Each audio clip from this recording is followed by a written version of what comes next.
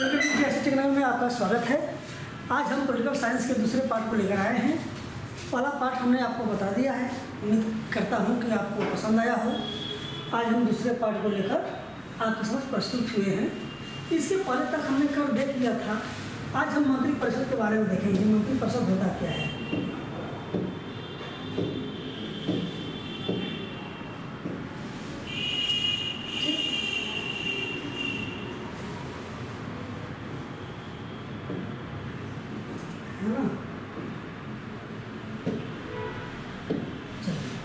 देखिए, मंत्रिपरिषद जो होता है इसका उल्लेख जो किया गया है भारतीय संविधान के अनुच्छेद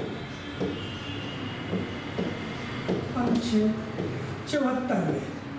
ठीक, अनुच्छेद 74 में इसका उल्लेख किया गया है और कहा गया है संघ का प्रजा शक्ति का प्रधानमंत्री होगा, जिसको राष्ट्रपति लोकसभा के बहुमत दल के नेता को नियुक्त करेगा। ठीक, तथा अन्य सदस्यों की नियुक्ति प्रधानमंत्री की सलाह से की जाएगी। लोकसभा के समस्त सदस्यों का 15% ही मंत्री पद के लिए मान्य होगा। 15% से ज़्यादा सदस्य नहीं लिए जाएंगे, जिसमें प्रधानमंत्री भी सम्मिलित होगा। ठीक, आगे चलते हैं।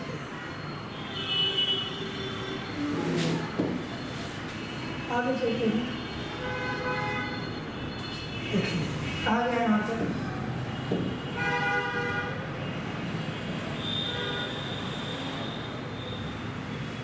ठीक, कहा गया कि राष्ट्रपति द्वारा लोकसभा में बहुमत प्राप्त दल के नेता को प्रधानमंत्री नियुक्त करेगा। ठीक, हमने जैसा बताया है कि अनुच्छेद 74 में मंत्रिपरिषद का उल्लेख किया गया है और उसमें राष्ट्रपति द्वारा लोकसभा में बहुमत दल के नेता को क्या करेगा, प्रधानमंत्री नियुक्त करेगा। ठीक, और अन्य मंत्रियों की नियुक्ति जो है प्रधानमंत्री की सहायता से राष्ट्रपति करेगा। ठीक, दूसरा पॉइंट क्या कह रहा है, संघ तथा राज्य की कार्यपालिका शक्ति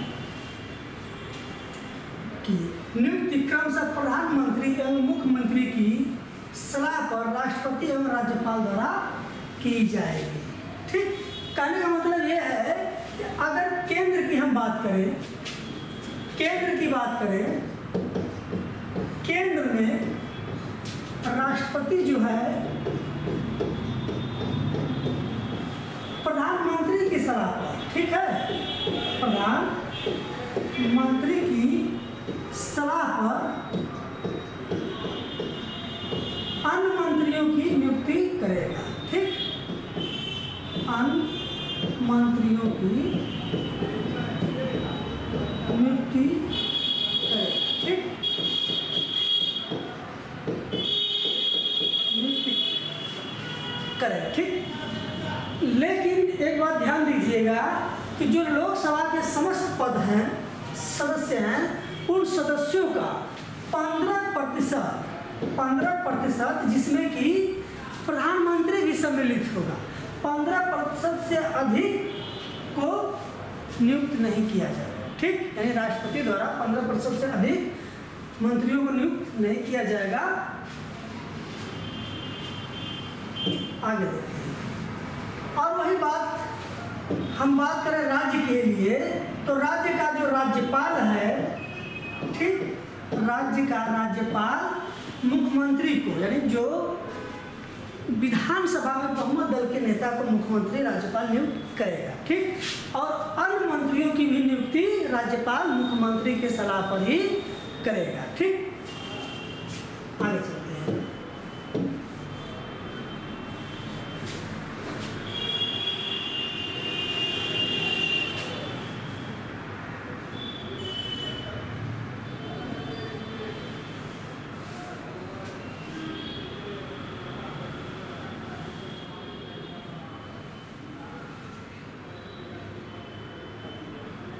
ठीक, देखिए क्या है, यहाँ पर हम संसद की बात करते हैं। देखिए, संसद क्या होता है। संसद जो हमारा है, लोकसभा राज्यसभा और राष्ट्रपति से मिलकर बना है। ठीक, लोकसभा, राज्यसभा और राष्ट्रपति का सम्मिलित रूप ही संसद होता है। ठीक, वैसे ही राज्य विधानमंडल में क्या क्या होता है? विधानसभा, विधान परिषद और राज्यपाल, इन तीनों का सम्मिलित रूप प्रत्येक राज्य का विधानमंडल होगा। क्लियर? चलिए आगे चलते हैं।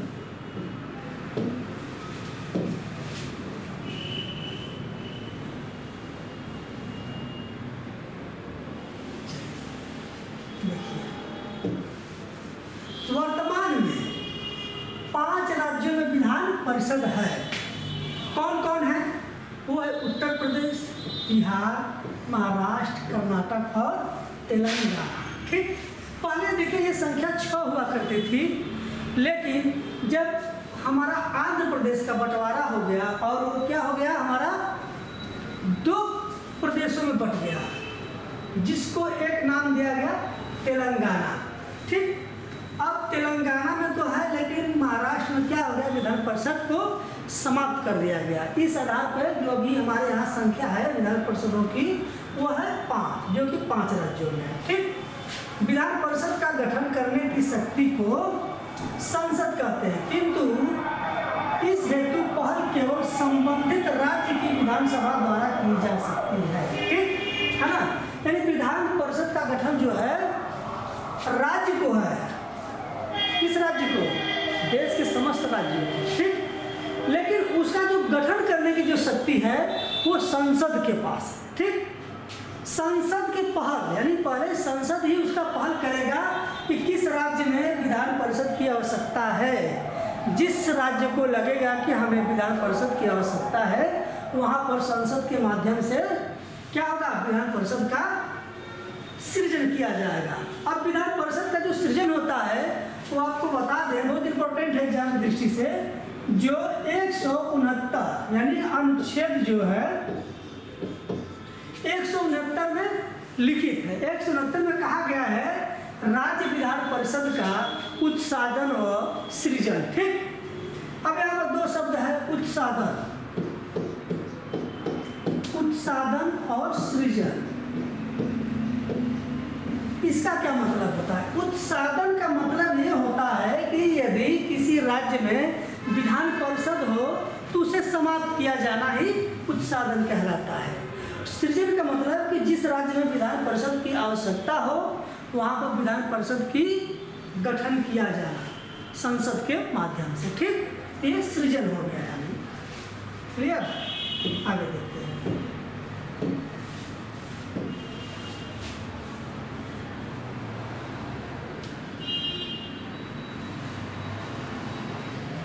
अब हम इसके बारे में थोड़ा जानते हैं, राज्यसभा के बारे में। राज्यसभा क्या कहता है? ठीक, देखिए राज्यसभा जो है हमारा वो उच्च सदन होता है। क्या होता है? उच्च सदन होता है।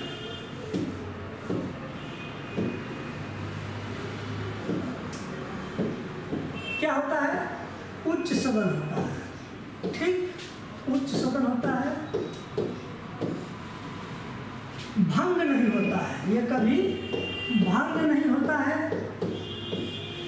इसके 1/3 सदस्य 2 वर्ष पर क्या होते हैं? 2 वर्ष पर। क्लियर? इसके 2/3 सदस्य प्रत्येक 2 वर्ष पर क्या होते हैं? पद से हट जाते हैं। ठीक, क्लियर? और इसकी वर्तमान संख्या जो है 250 है। ठीक, इसमें राष्ट्रपति 12 सदस्यों को मनोनीत करता है। वो किन 12 सदस्यों को मनोनीत करता है? तो समाज सेवा,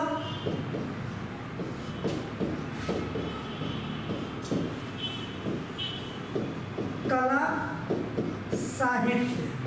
ठीक है, समाज सेवा, कला, साहित्य में विशेष योगदान देने वाले व्यक्तियों को राष्ट्रपति राज्यसभा में क्या करता है? मनोनीत करता है। क्लियर?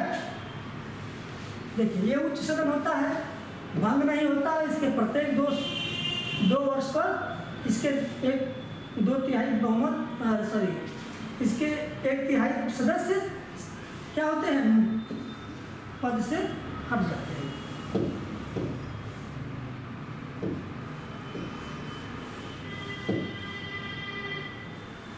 इसके 1/3 बहुमत सदस्य क्या होते हैं, पद से पदच्युत कर दिया जाते हैं। ठीक, आगे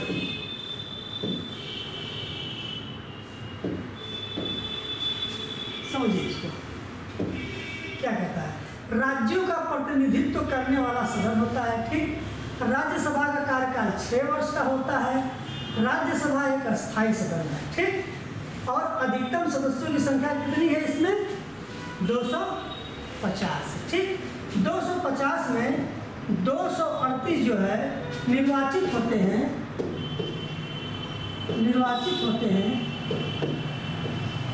12 सदस्य जो होते हैं राष्ट्रपति द्वारा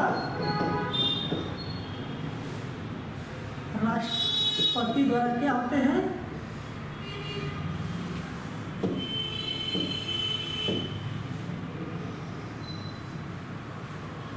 है ना, राष्ट्रपति द्वारा क्या होते हैं, मनोनीत होते हैं।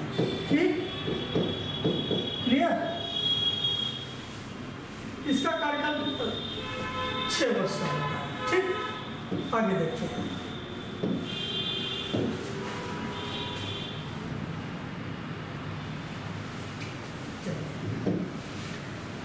इनमें 12 सदस्य राष्ट्रपति द्वारा साहित्य, कला, विज्ञान और समाज सेवा के आधार पर मनोनीत किए जाते हैं। इसी को हमने पहले बताया था और आगे यहाँ पर लिखा हुआ भी है। ठीक, बाकी के सदस्यों का निर्वाचन राज्य विधानसभा के सदस्यों द्वारा अनुपातिक प्रतिनिधित्व पद्धति के आधार पर एकल संक्रमणी मत के प्रणाली द्वारा किया जाता है। ठीक, क्लियर हो गया। यानी कि इसके 12 सदस्य जो होते हैं वो साहित्य, कला, विज्ञान और समाज सेवा के आधार पर, यानी इस क्षेत्र में विशेष योगदान देने वाले व्यक्तियों को क्या करता है, राष्ट्रपति नियुक्त करता है। ठीक, और बाकी सदस्यों का निर्वाचन होता है जो विधानसभा के सदस्यों द्वारा अनुपातिक प्रतिनिधित्व प्रणाली के माध्यम से एकल संक्रमणी मत द्वारा होता है। ठीक, आगे देखते हैं।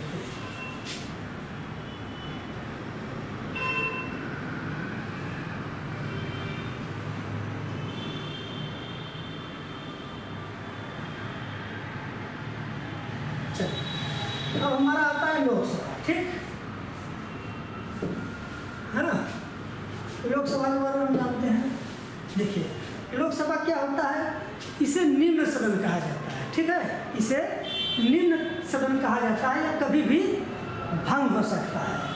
इसमें कुल टोटल सदस्यों की संख्या कितनी है, 550 है। ठीक है ना, जिसपे अभी क्या हो रहा है, 552 हुआ करता था। ठीक है, लेकिन इस समय जो है 550 है।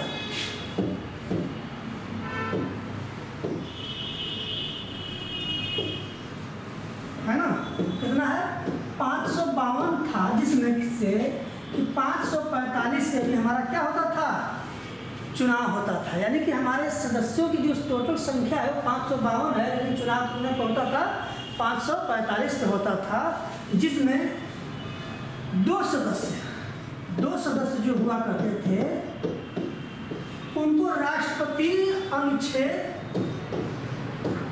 331 के माध्यम से क्या करता था, लोकसभा में मनोनीत करता था। मनोनीत करता है, क्षमा चाहते हैं। ठीक, अब वो सदस्य कौन होते हैं, तो वो होते हैं एंग्लो इंडियन समुदाय के, एंग्लो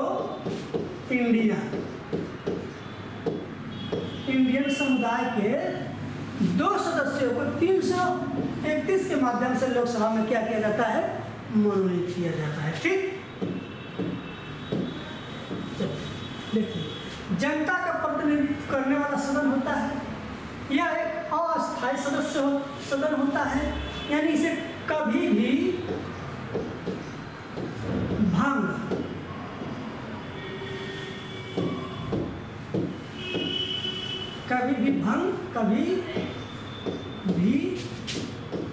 भंग किया जा सकता है। ठीक है, किया जा सकता है। ठीक, चलिए अधिकतम सदस्य संख्या कितना है? 550। ठीक, क्लियर। हालांकि ये हुआ करता था 552, लेकिन अभी अधिकतम संख्या जो है वो 550 है। ठीक, जिसमें 545 पर क्या हो रहा है? चुनाव हो रहा है। 543 पे सदस्य जो होते हैं हमारे वो निर्वाचित होकर जाते हैं, और जो 2 सदस्य होते हैं वो राष्ट्रपति द्वारा 331 अनुच्छेद के तहत एंग्लो इंडियन समुदाय से 2 व्यक्तियों को मनोनीत किया जाता है। ठीक, क्लियर। चलिए, इसका कार्यकाल 5 वर्ष का होता है। अनुच्छेद 352 के तहत, अनुच्छेद 352 के तहत आपातकाल की स्थिति में लोकसभा का कार्यकाल, आपातकाल की स्थिति में लोकसभा का कार्यकाल, यहाँ पर दिखाई नहीं दे रहा, आपको बता देना है। लोकसभा का कार्यकाल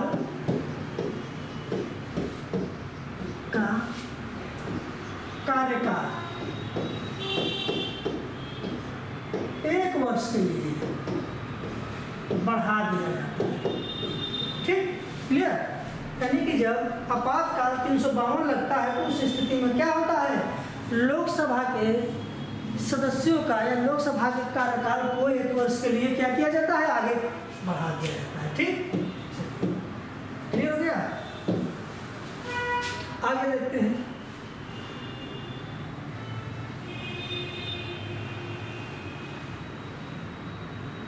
सदस्यों की योग्यता है। ठीक है, किसकी योग्यता है?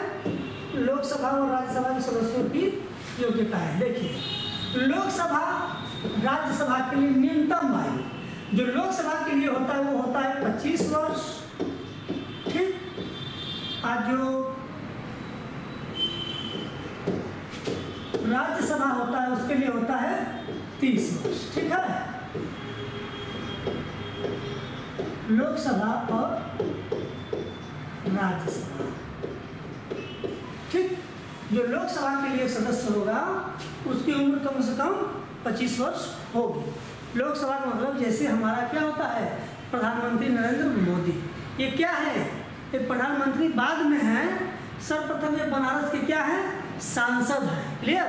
यानी कि ये क्या है? लोकसभा के बहुमत दल के नेता है। इनको क्या किया गया है? राष्ट्रपति के द्वारा मनोनीत किया गया है। ठीक, और जो राज्यसभा का कार्यकाल होता है वो 30 वर्ष का होता है। ठीक, भारत का नागरिक हो वो व्यक्ति, भारत का नागरिक हो, निर्वाचन सूची में मतदान करने के रूप में पंजीकृत हो, यानी कि उसका क्या हो? निर्वाचन नियमावली में जो निर्वाचन सूची होती है उसमें उसका नाम हो। जैसे हम लोग बोलते हैं ना कि निर्वाचन कार्ड, जब तक निर्वाचन कार्ड नहीं रहेगा हम वोट नहीं दे सकते। लेकिन अब उसके स्थान पर आ गया है, कोई बात नहीं, निर्वाचन कार्ड नहीं है तो आधार कार्ड ले जा सकते हैं, बैंक पासबुक ले जा सकते हैं, डीएल ले जा सकते हैं। इसके माध्यम से आप क्या कर सकते हैं? यो वोट दे सकते हैं। लेकिन अगर निर्वाचन की जो आपकी सूची होती है, जो निर्वाचन की जो सूची होती है उसमें अगर आपका नाम ना हो तो आप वोट नहीं दे सकते हैं। ठीक, जो मतदाता सूची होती है। ठीक, संसद द्वारा निर्धारित अन्य कानूनी योग्यताएं होनी चाहिए, और संसद जो निर्धारित करे, जो नियम बनाए, उसके आधार पर और भी अन्य योग्यताएं होनी चाहिए। ये इतना फिलहाल में सामने है। चलिए आगे देखते हैं।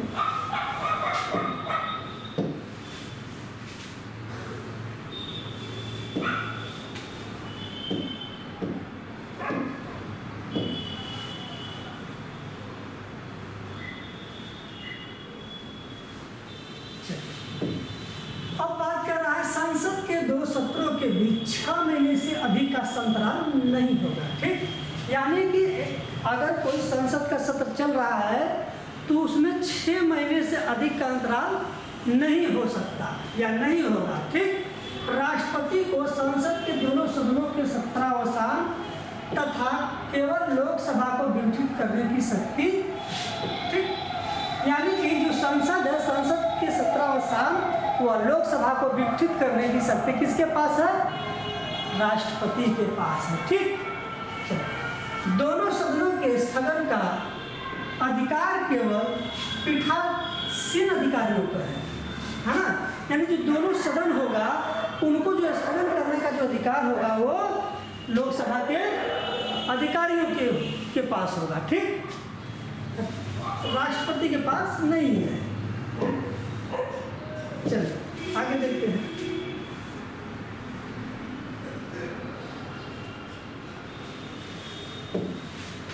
अनुच्छेद 89 और अनुच्छेद 93 राज्यसभा और लोकसभा के पीठासीन अधिकारियों के संबंध में प्रावधान करता है। देखिए क्या समझ लीजिएगा, ये कहा गया है कि जो हमारा लोकसभा है और राज्यसभा है, ठीक, यानी कि जो राज्यसभा है उसको 89 में, जो लोकसभा उसका 93 में उल्लेख किया गया है पद के लिए। ठीक, और कहा गया है कि लोकसभा का एक अध्यक्ष होगा और एक उपाध्यक्ष होगा, और राज्यसभा का एक अध्यक्ष और एक उपाध्यक्ष होगा। ठीक, जिसको हम क्या कहेंगे?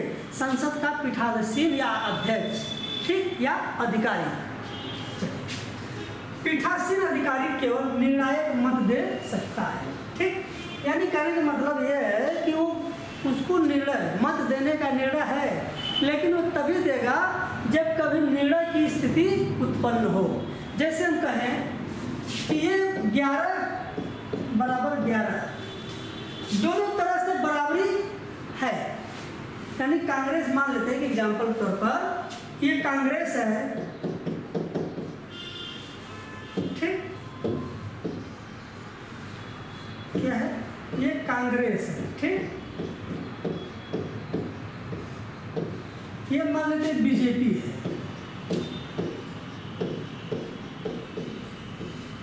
है ना। अब इसमें दोनों का मत क्या है? 11-11 है, यानी कि दोनों लोग क्या है? बराबर हैं। अब इस स्थिति में जो लोकसभा का अध्यक्ष है उसको निर्णायक मत देना है। वो जिधर मत दे दे उधर क्या हो जाएगा? पलड़ा भारी हो जाएगी और उसका मान्य होगा। ठीक, क्लियर? चलिए आगे देखते हैं आगे क्या कहता है।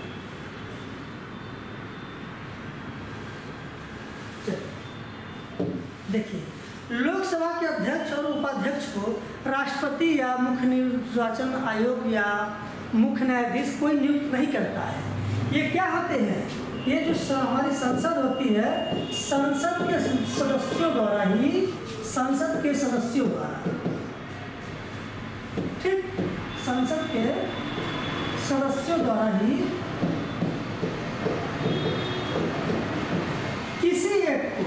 किसी एक को अध्यक्ष तथा एक को उपाध्यक्ष, ठीक, क्या होता है? नियुक्त करते हैं। इसमें राष्ट्रपति से कोई लेना देना इनकी नियुक्ति में नहीं है। ठीक, क्लियर? आगे देखते हैं। लोकसभा के अध्यक्ष को लोकसभा द्वारा अपने विशेष बहुमत से तथा राज्यसभा के पीठासीन अधिकारी को अर्थात उपराष्ट्रपति को राज्यसभा के विशेष बहुमत से ही लोकसभा के सामान्य बहुमत द्वारा समर्थन प्राप्त कर पद से हटाया जा सकता है। ठीक, यानी कहने का मतलब ये है कि लोकसभा के अध्यक्ष और उपाध्यक्ष को जो लोकसभा में जो सदस्य हैं उन्हीं में से किसी एक को बहुमत के माध्यम से बनाया जाएगा, लेकिन जो हमारा क्या है, उपराष्ट्रपति को क्या किया जाएगा? राज्यसभा का सभापति बना दिया जाएगा। क्लियर? हाँ, आगे उसको बताते हैं।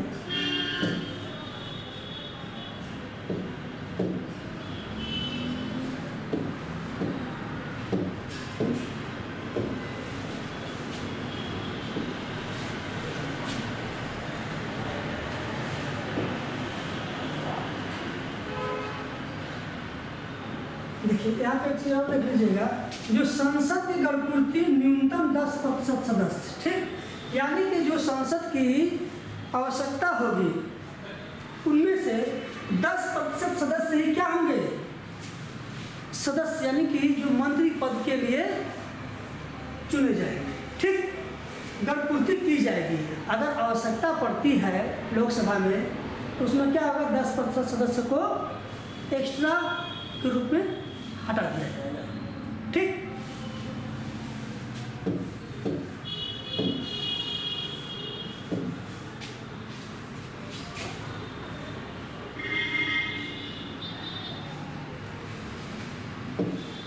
चलिए अनुच्छेद 105 क्या कहता है, संसद के सदस्यों को विशेषाधिकार प्रावधान करता है। सांसदों द्वारा सदन में कही गई किसी बात या दिए गए मत के विरुद्ध कोई न्यायिक कार्रवाई नहीं की जा सकती। ठीक, यानी कह रहा है कि अनुच्छेद 105 ये कह रहा है संसद के सदस्यों को विशेषाधिकार प्रावधान है। ठीक, और कहा गया कि संसद द्वारा सदन में कही गई किसी बात या किसी मत में अगर किसी प्रकार का मतभेद होता है उस स्थिति में उसके खिलाफ किसी प्रकार की कार्रवाई, न्यायिक कार्रवाई नहीं होगी। ठीक, अध्यक्ष कार्रवाई कर सकता है। अगर संसद में कोई सदस्य जो है हंगामा करता है, पक्ष का हो या विपक्ष का हो, तो उसके खिलाफ जो है निर्णय लेने का या कोई अर्थदंड देने का निर्णय कौन करेगा, लोकसभा का अध्यक्ष करेगा, राज्यसभा का अध्यक्ष करेगा, लेकिन उन पर न्यायिक प्रक्रिया कोई लागू नहीं होगी। क्लियर, कहने का मतलब ये है।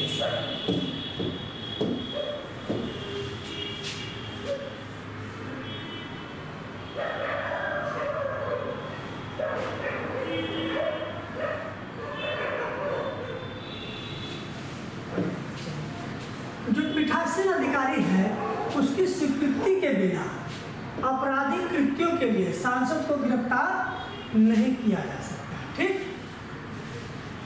यानी कि अगर कोई सांसद कोई कृत्य करता है आपराधिक मामलों में तो उसको जो अध्यक्ष होता है या राज्यसभा का हो या लोकसभा का, उसके अनुमति के बिना ये सब उसको किसी प्रकार से गिरफ्तार नहीं किया जा सकता है। उसके लिए क्या होगा, लोकसभा के अध्यक्ष व राज्यसभा के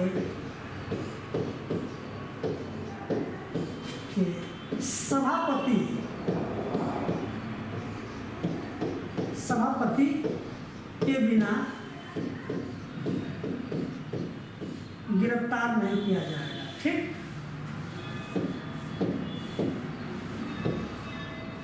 क्या होगा, गिरफ्तार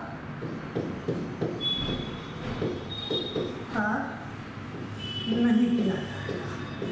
ठीक, क्लियर हो गया बात। यानी जो लोकसभा का सदस्य किसी आपराधिक मामलों में अगर वो लिप्त है तो उसमें क्या होगा कि लोकसभा के अध्यक्ष के अनुमति के बिना उस पर कोई कार्रवाई नहीं किया जा सकता। ठीक, अगर राज्यसभा का है तो राज्यसभा का पद में जो सभापति होता है उसके अनुमति के बिना उसके ऊपर भी कोई कार्रवाई नहीं किया जा सकता है। क्लियर, आगे देखते हैं।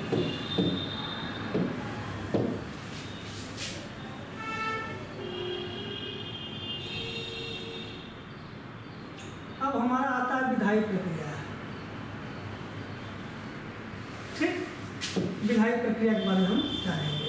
क्या होता है विधायी प्रक्रिया का मतलब होता है यहाँ पर कि केसी है ना, लोकसभा हो, राज्यसभा हो या विधानसभा हो, सबका अपना एक विधायी प्रक्रिया होती है जो लोकसभा या राज्यसभा में उसे पेश किया जाता है, विधानमंडल या विधान परिषद में पेश किया जाता है। उसके बारे में थोड़ा हम चर्चा करेंगे।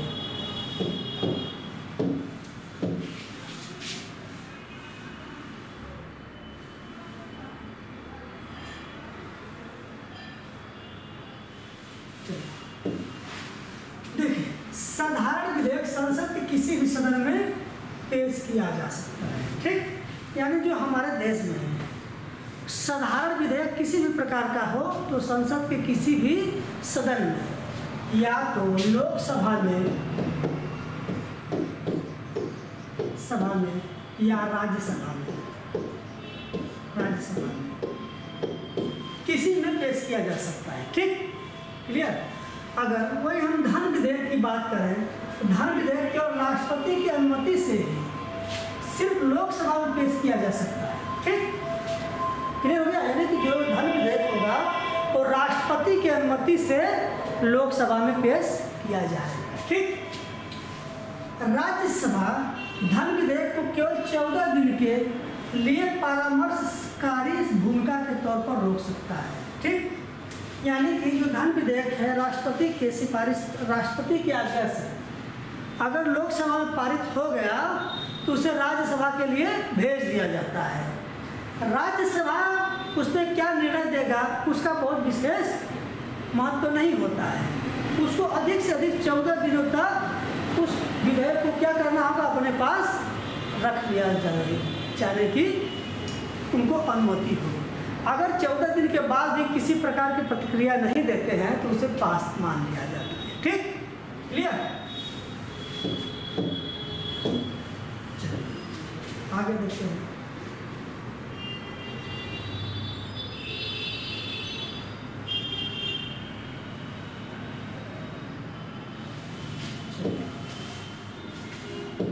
देखिए, जो हमारा धन विधेयक है उसको अनुच्छेद 10 में किया गया। धन विधेयक की परिभाषा अनुच्छेद 110 में और राज्यों के संबंध में जो है 199 में दी गई। ठीक, यानी कहने का मतलब ये है कि जो केंद्र में धन विधेयक है, केंद्र में जो धन विधेयक है, धन विधेयक है उसको परिभाषित किया गया है अनुच्छेद 110 में। ठीक, इसमें 110 में बताया गया है कि धन विधेयक को परिभाषित किया जाना जो है 110 से संबंधित है। ठीक, अगर वही वो राज्य की बात करें तो राज्य के लिए धन विधेयक अनुच्छेद 199 में दिया गया है। क्लियर। यानी जो राज्यसभा है, सॉरी राज्य सरकार है, वो 199 अनुच्छेद के तहत अपना लोग राज्य विधानसभा में या राज्य विधान परिषद में अपना धन विधेयक पेश कर सकता है। ठीक, और जो लोकसभा है वो 110 के तहत उल्लेख किया गया है। क्लियर। चलिए आगे देखते हैं।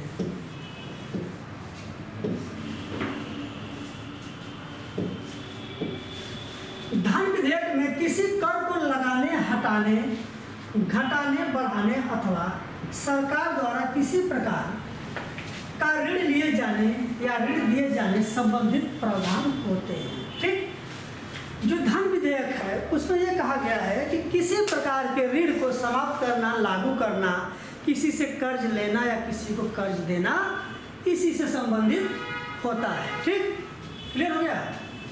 आगे देखते हैं।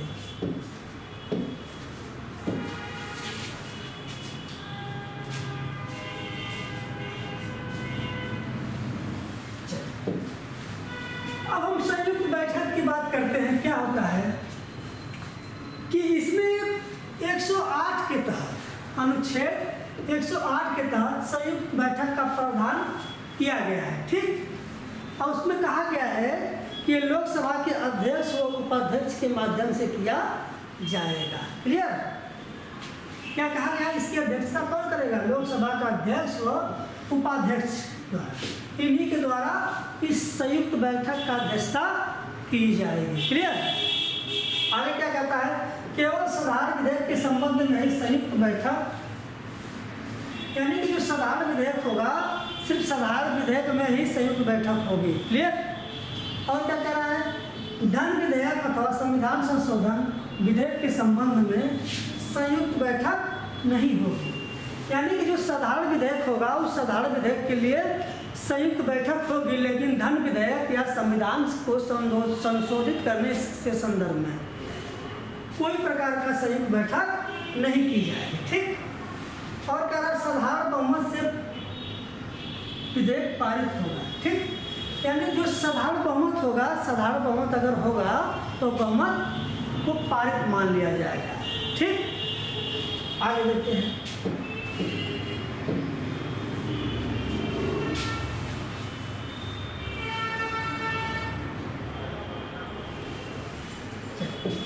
देखिए अनुच्छेद अनुच्छेद 112 ये क्या कहा गया है? अनुच्छेद 112 में 112 में कहा गया है वार्षिक वित्तीय विवरण, जिसको हम आम भाषा में जानते हैं बजट। ठीक, क्या कहते हैं इसको हम? वार्षिक वित्तीय विवरण। वार्षिक वित्तीय विवरण। ठीक, इसको हम कह सकते हैं क्वेश्चन में बजट, है ना? क्लियर? जैसे हम लोग कहते हैं ना कि अभी 1 फरवरी को इस बार जो हमारे देश में बजट पेश किया गया है वो मौखिक रूप से किया गया है। ठीक, यानी जो निर्मला सीतारमण जी हैं, ये लिखित रूप से नहीं, मौखिक रूप से बजट पेश किया गया है, जो 1950 से अब तक में ऐसा पहली बार हुआ है। ठीक, चलिए अब इसकी बात करते हैं। 112 में क्या कहा गया है कि बजट की परिभाषा, जिसे वार्षिक वित्तीय विवरण के रूप में परिभाषित किया गया है। ठीक, क्लियर हो गया? यानी अनुच्छेद 112 जो है हमारा वार्षिक वित्तीय विवरण अर्थात बजट से संबंधित है, उसको उसमें परिभाषित किया गया है। कह सकते हो वार्षिक वित्तीय विवरण का संबंध किससे है? तो वह है अनुच्छेद 112 से। क्लियर?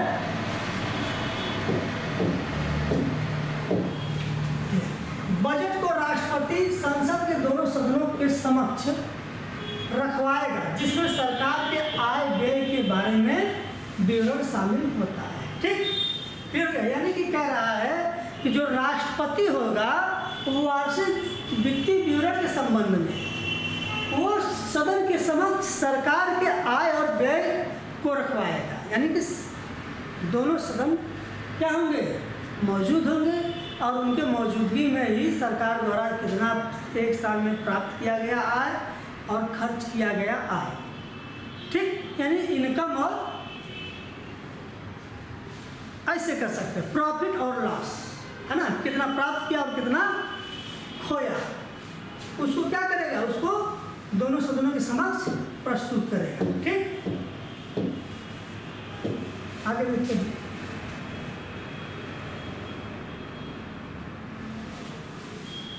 देखिए, बजट में 2 प्रकार के व्यय होते हैं। तो क्या क्या होते हैं? पहला क्या है? भारत की संचित निधि पर भारित व्यय। ठीक है ना? यानी कि जो संचित निधि, आकस्मिक निधि, ये सब निधि आप जानते हैं ना, उसी की बात की गई है कि भारत की संचित निधि पर भारित व्यय, जिन पर संसद में केवल चर्चा हो सकती है, क्यों? मतदान नहीं। ठीक, जो हमारा संचित निधि होता है उस पर क्या होगा? सिर्फ सदन में चर्चा की जा सकती है ना? बहस की जा सकती है, लेकिन उसके संबंध में या उस निधि के संबंध में किसी प्रकार का मतदान नहीं होगा। ठीक, आगे क्या कहता है कि भारत की संचित निधि से किए जाने वाले व्यय पर इन चर्चा और मतदान दोनों हो सकता है। ठीक, लेकिन अब इसमें आगे भी कहा गया है कि भारत की संचित निधि से किए जाने वाले व्यय, इन पर चर्चा और मतदान दोनों हो सकता है। ठीक, देखिए वहां पर कहा गया व्यय जिन पर संसद में केवल चर्चा हो सकती है किंतु मतदान नहीं। यहाँ पर क्या कहा गया है कि संचित निधि द्वारा किए गए व्यय पर चर्चा और मतदान दोनों हो सकते हैं। ठीक, यहाँ संचित निधि पर मतदान नहीं हो सकता, लेकिन उससे जो खर्च, देखिए थोड़ा सा इसमें समझिएगा बात को। यहाँ पर कहा गया मतदान नहीं होगा, लेकिन यहाँ पर बोला मतदान हो सकता है। यहाँ पर मतदान नहीं होगा, क्यों? यहाँ पर भारित व्यय की बात की गई है कि उस पर कितना व्यय हो रहा है, उस पर सिर्फ मतदान होगा। लेकिन अगर वही जो हमारा संचित निधि में व्यय है उसको खर्च किया जाएगा तो उस पर हम चर्चा कर सकते हैं, उस पर मतदान भी कर सकते हैं। ठीक, जैसे बजट पेश होता है तो उस पर क्या होता है? कहाँ रहता है? रेलवे के विकास के लिए 2 लाख करोड़, शिक्षा के क्षेत्र में 1 लाख करोड़, रोड निर्माण के लिए इतना करोड़, स्वास्थ्य के लिए इतना करोड़, यूनिवर्सिटी, कॉलेज, हॉस्पिटल के लिए अलग अलग डिपार्टमेंट में अलग अलग अमाउंट के रूप में डिवाइड कर दिया जाता है, यानी बांट दिया जाता है कि किस क्षेत्र में कितना पैसा देना है, जिससे उस क्षेत्र का विकास किया जाना संभव हो सके। ठीक, तो उसमें क्या होता है, देखते हैं कि भारी भरकम उसमें हंगामा होता है। कुछ लोग कहते हैं कि बहुत अच्छा बजट पेश हुआ है, कुछ लोग कहते हैं कि नहीं अच्छा बजट पेश नहीं हुआ है। अपने अपने हिसाब से सब लोग सोचते हैं। ठीक, लेकिन सरकार को तो वही करना है भाई जो उसको अच्छा लगेगा, है ना, वो अपने हिसाब से कार्य करेगी। क्लियर। यहाँ जब पैसा खर्च होगा तो उस पर मतदान भी होगा, लेकिन कितना भारित है, कितना उस पर व्यय है, इस पर सिर्फ चर्चा होगा। ठीक,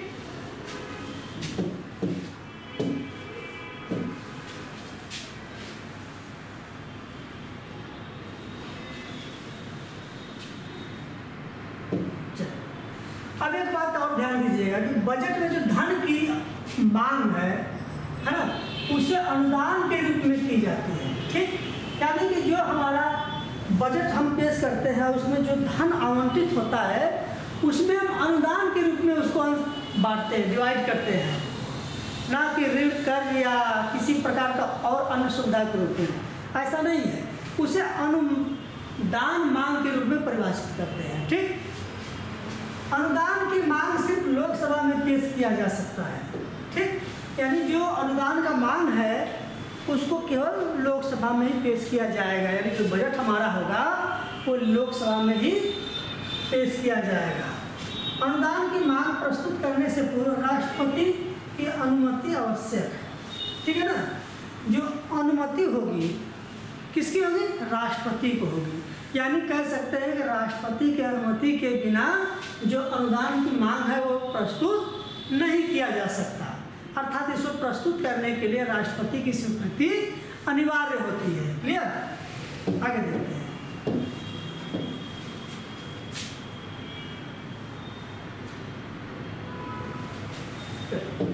आगे क्या कहता है, संसद द्वारा अनुदान की मांगों को पारित करने तथा संचित निधि पर भारित व्ययों को जोड़कर विनियोग विधेयक का रूप दिया जाता है। ठीक, यानी क्या रहा है कि जो अनुदान द्वारा मांग है उसको संचित निधि पर भारित व्ययों को जोड़ करके क्या किया जाता है, विनियोग विधेयक का रूप दे दिया जाता है। ठीक, यानी कि जो संचित निधि है उसमें जो अनुदान होता है, जो अलग अलग क्षेत्रों से अलग अलग डिपार्टमेंटों से जो पैसा आता है उसको इकट्ठा करते हैं, उसको क्या करते हैं, उसे विनियोग विधेयक के रूप में परिभाषित करते हैं। ठीक, विनियोग विधेयक में किसी प्रकार का संशोधन नहीं किया जा सकता। ठीक, और वो जो विनियोग विभाग होगा उस पर संशोधन करने की कोई गुंजाइश नहीं है। ठीक, चलो आगे देखते हैं।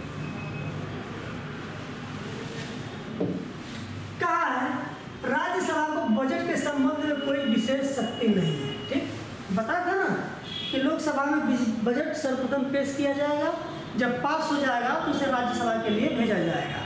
राज्यसभा उस पर क्या अनुमति देता है नहीं देता है, लेकिन उसकी मैक्सिमम सीमा जो होती है वो 14 दिन होता है।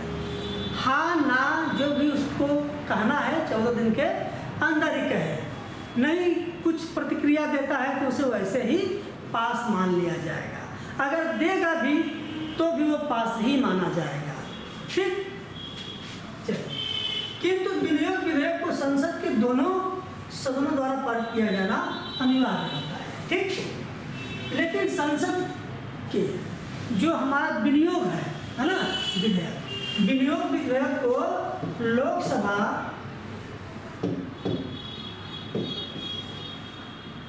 विनियोग विधेयक को लोकसभा व राज्यसभा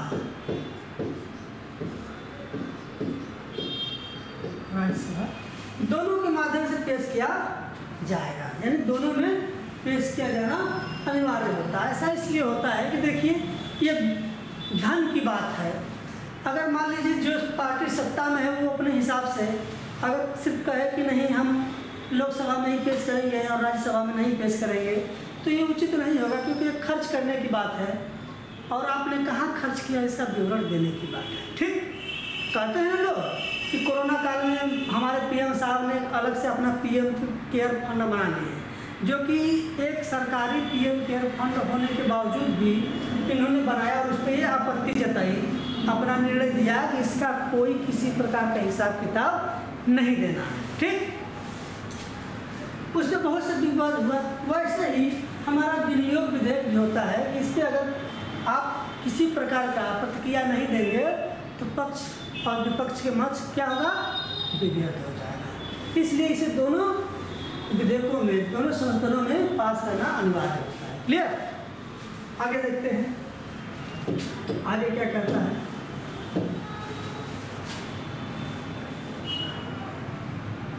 अनुदान लेखा, लेखानुदान की बात करते हैं। सरकार का बजट पारित हुए बिना खर्च करने की लोकसभा द्वारा अग्रिम अनुमति प्रदान किया जाना ही लेखानुदान है। ठीक,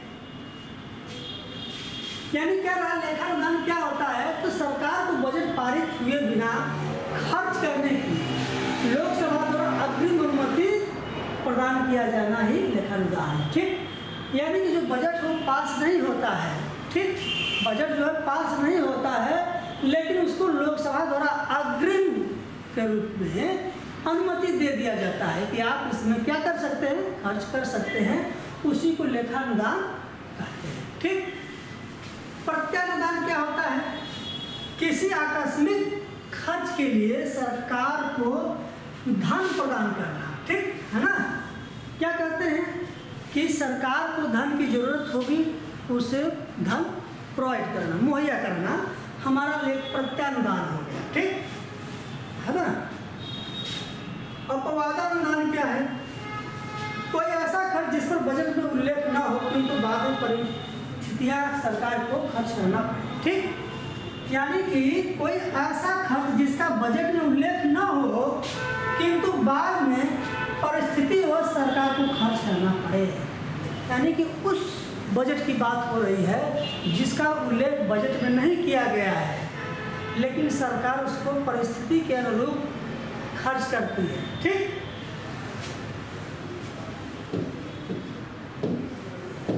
आगे देखते हैं।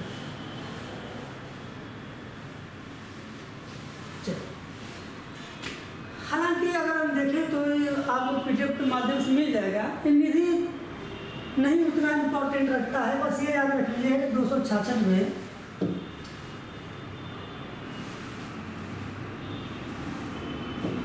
है ना, 266 में क्या किया गया है, भारत की संचित निधि का उल्लेख किया गया। इसमें क्या कहा गया है कि सरकार द्वारा लिया गया कोई ऋण, ब्याज तथा वसूला गया राजस्व इस निधि को या इस निधि का भाग होता है। ठीक, यानी जो संचित निधि हमारा होगा, इसमें सरकार किसी प्रकार का ऋण लेता है, ठीक, ब्याज या राजस्व की वसूली करता है, यानी इनकम प्राप्त करने की जरिया ही हमारा भारत की संचित निधि कहलाती है। क्लियर? आगे देखते हैं। सरकार द्वारा संसद की अनुमति के बिना संचित निधि से कोई धन नहीं निकाल सकता। ठीक, यानी सरकार, भारत सरकार की बात हो रही है, इसमें कहा गया है कि अगर संचित निधि से धन निकालना है, कहाँ से संचित निधि से धन निकालना है, तो उसके लिए सर्वप्रथम क्या करना होगा, संसद से अनुमति लेना होगा। अगर संसद से अनुमति नहीं मिलेगी तो आप धन की निकासी नहीं कर सकते हैं, चाहे आप राष्ट्रपति हो, चाहे प्रधानमंत्री हो, चाहे कोई भी हो, उसके लिए संसद की अनुमति लेना बेहद जरूरी हो, तभी आप उससे किसी संचित निधि से धन की निकासी कर सकते हैं। संचित निधि का उल्लेख 266 अनुच्छेद में किया गया है। क्लियर? आगे देखते हैं।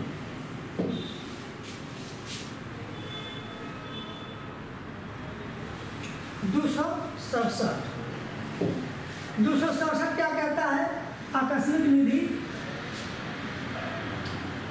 इसका गठन जो हुआ था हमारा भारत आकस्मिक निधि अधिनियम 1950 के अधीन हुआ था। क्लियर? और आकस्मिक निधि को राष्ट्रपति के अधीन माना गया है। ठीक है, जो आकस्मिक निधि है ये राष्ट्रपति के अधीन है। ठीक, और भारत सरकार इस निधि को राष्ट्रपति की पूर्व अनुमति से कभी भी धन निकाल सकती है। ठीक, यानी कहने का मतलब क्या है कि जो ये जो है भारत की आकस्मिक निधि अधिनियम 1950 में इसको पारित करके बनाया गया, ठीक। और आकस्मिक निधि जो है वो राष्ट्रपति के अधीन होगी, ठीक है। किसके अधीन होगी? राष्ट्रपति के अधीन होगी। जब भारत सरकार को धन की जरूरत होगी, राष्ट्रपति से अनुमति लेकर के धन निकाल सकता है, ठीक, क्लियर। अब भाई हमारे मोदी जी जब चाहे तो अपना रामनाथ कोविंद जी से अपना धन निकलवा सकते हैं, इसमें कोई दो राय नहीं है। अब देखिए हमारा आता है 368। 368 क्या कहता है? संविधान संशोधन, ठीक। ये कहाँ से लिया गया है? यह ऑस्ट्रेलिया के संविधान से लिया गया है। इसका तात्पर्य यह है कि अगर हमें किसी चीज़ की, यानी संविधान लागू होने के बाद किसी चीज़ की ज़रूरत पड़ती है किसी भी क्षेत्र में, तो ये 368 के तहत हम क्या करते हैं? संशोधन के माध्यम से जोड़ सकते हैं, उसमें लागू कर सकते हैं, या फिर किसी अनावश्यक नियम या कानून को हटा सकते हैं। यही संविधान संशोधन के माध्यम से किया जाएगा। और ये जो है ऑस्ट्रेलिया के संविधान से लिया गया है, क्लियर। आगे चलते हैं, क्या होता है।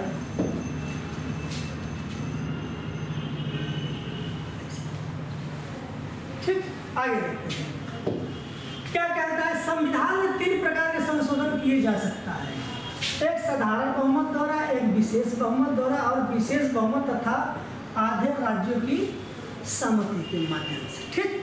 यानी जो हमारे यहाँ संशोधन करने की जो प्रक्रिया है तो उसके 3 माध्यम हैं, जिसको बोलते हैं साधारण बहुमत। साधारण बहुमत का तात्पर्य यह है कि अगर कोई बिल या कोई नियम या कोई कानून लागू करना है तो उसे साधारण रूप से क्या किया जाएगा? संसद में पारित किया जाएगा और संसद में बिना किसी हंगामा, बिना किसी रोक टोक के उसको क्या किया जाएगा?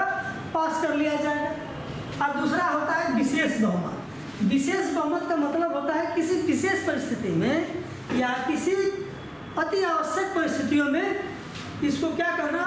बहुमत के माध्यम से इसको सिद्ध करना। इसके लिए लोकसभा और राज्यसभा दोनों में पास होना आवश्यक है, ठीक। विशेष बहुमत तथा राज्यों की सहमति। एक होता है जैसे कि हम अभी एग्जाम्पल लेते हैं कृषि कानून बिल, जो भी मोदी जी ने लाया था कृषि कानून बिल, उसमें क्या होता है? ऐसे बहुमत के लिए क्या होता है कि जो हमारा संसद होता है, लोकसभा और राज्यसभा, उसको तो पास करना ही पड़ेगा, साथ साथ क्या होगा? राज्यों में भी इसको पास कराना अति आवश्यक है। अगर राज्यों में पास नहीं होगा, राज्य हंगामा करने लगेगा, तो उस बिल को पास करना बहुत मुश्किल हो जाएगा। जैसे कृषि कानून बिल लागू हुआ, मतलब विशेष बहुमत के माध्यम से क्या हुआ? लोकसभा पे पेश हुआ, राज्यसभा लोकसभा में पास हो गया। लेकिन बहुत से राज्यों ने क्या किया? इसका विरोध किया और ये मामला सुप्रीम कोर्ट में चला गया और सुप्रीम कोर्ट में अभी पड़ा है, क्लियर है ना। और उसका किसान विरोध कर रहे हैं।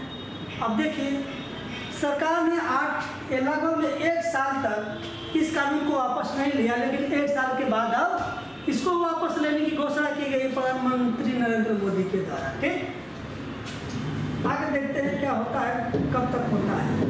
लेकिन किसान भी मान रहे हैं जब तक लिखित रूप में हमें नहीं मिलेगा आश्वासन, हम नहीं जाएंगे, मौखिक रूप को हम नहीं मानेंगे, ठीक।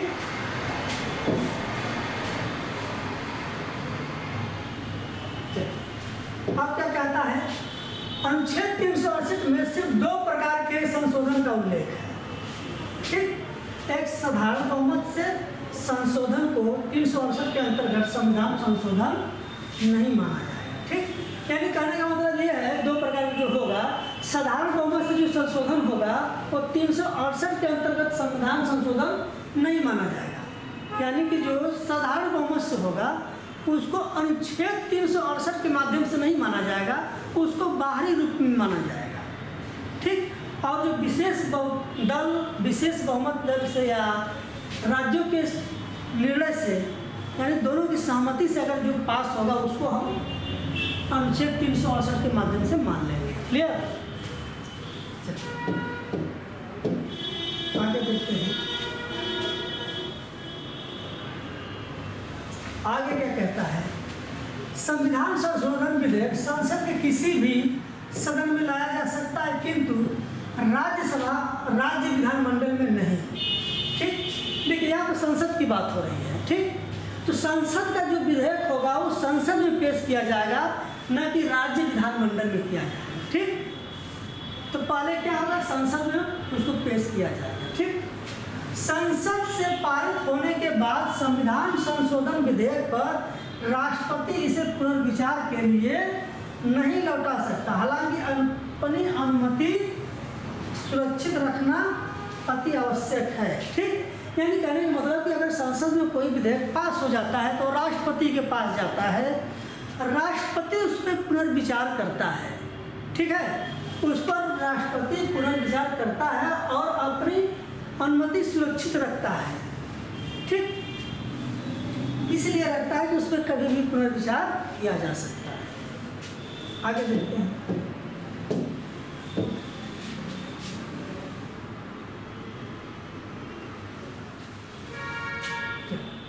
अब आगे क्या कहना है कि संविधान संशोधन विधेयक के संबंध में संयुक्त बैठक का प्रावधान नहीं है।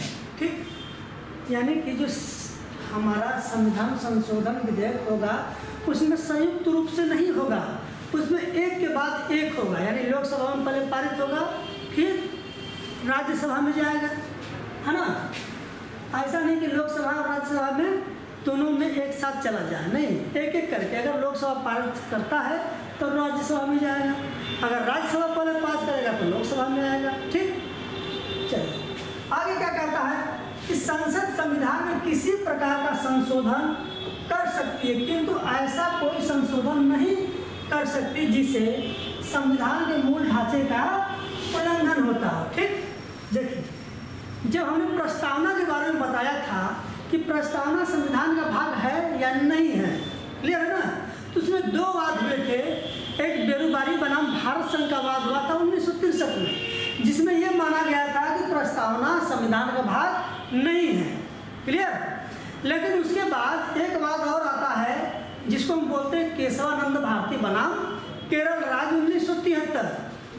उसमें यह कहा गया कि प्रस्तावना संविधान का भाग है, उसमें संशोधन किया जा सकता है, लेकिन संविधान के मूल ढांचे में किसी प्रकार का छेड़छाड़ या शब्दों का फेरबदल नहीं किया जा सकता। ठीक, जो उसमें लिखा है वो वैसे ही होगा, नया कुछ उसमें जोड़ा जा सकता है, क्लियर। वही इसमें बात ये कहा गया है कि किसी प्रकार का संशोधन आप कर सकते हो, लेकिन संविधान के मूल में आप कोई परिवर्तन नहीं कर सकते हो। ठीक, किस माध्यम से? अनुच्छेद 300 जो हमारा 68 है इसकी बात कर रहा है, संविधान संशोधन की बात कर रहा है। ठीक, यानी संविधान संशोधन के माध्यम से मूल ढांचों में किसी प्रकार का आप बदलाव नहीं ला सकते। ठीक, चलिए आगे देखते हैं।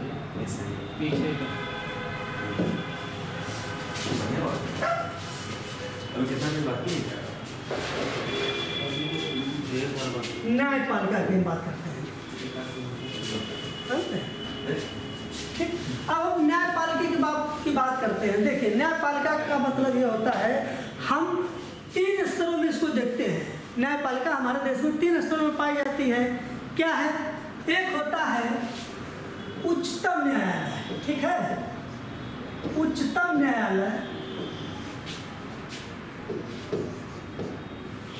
बहुत बड़ा लिखा है। क्या है हमारा उच्चतम न्यायालय? उच्चतम न्यायालय, ठीक। और दूसरा होता है उच्च न्यायालय, उच्च न्यायालय, ठीक। और एक होता है अधीनस्थ न्यायालय,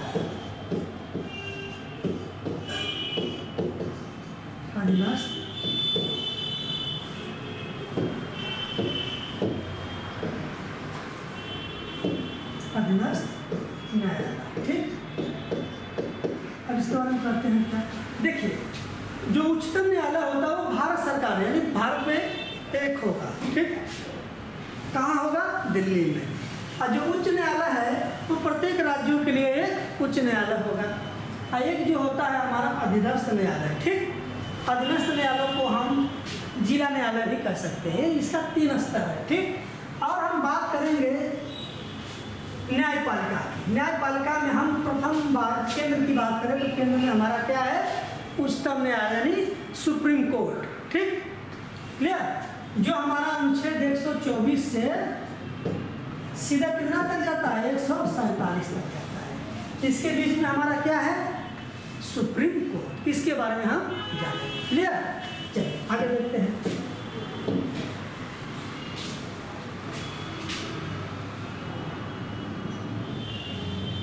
देखिए आगे ना त्रिस्तरीय न्यायालय की बात की गई, यानी जो हमारे देश में है 3 स्तर पर न्यायालय है। हमने आपको पहले बताया उच्चतम न्यायालय, उच्च न्यायालय और अधीनस्थ न्यायालय। उसी का विवरण यहाँ पर दिया गया है। देखिए, उच्चतम न्यायालय, उच्च न्यायालय और अधीनस्थ न्यायालय, ये 3 प्रकार के न्यायालयों की बात हमारे संविधान में की गई है, ठीक।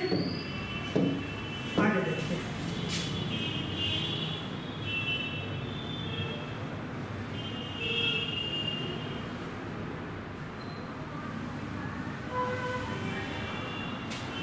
देखिए इसका कार्य क्या है? एकीकृत स्वतंत्र न्यायपालिका की व्यवस्था, ठीक। क्या कह रहा है? एकीकृत स्वतंत्र न्यायपालिका की व्यवस्था हमारे देश में होगी। विधियों की व्याख्या करना एवं न्याय करना इसका प्रमुख कार्य है। यानी क्या कर रहा है? विधि की व्याख्या यानी कानून का विस्तार, उसके बारे में चर्चा और न्याय करना इस हमारे उच्चतम न्यायालय का प्रमुख कार्य है, ठीक। आगे देखते हैं।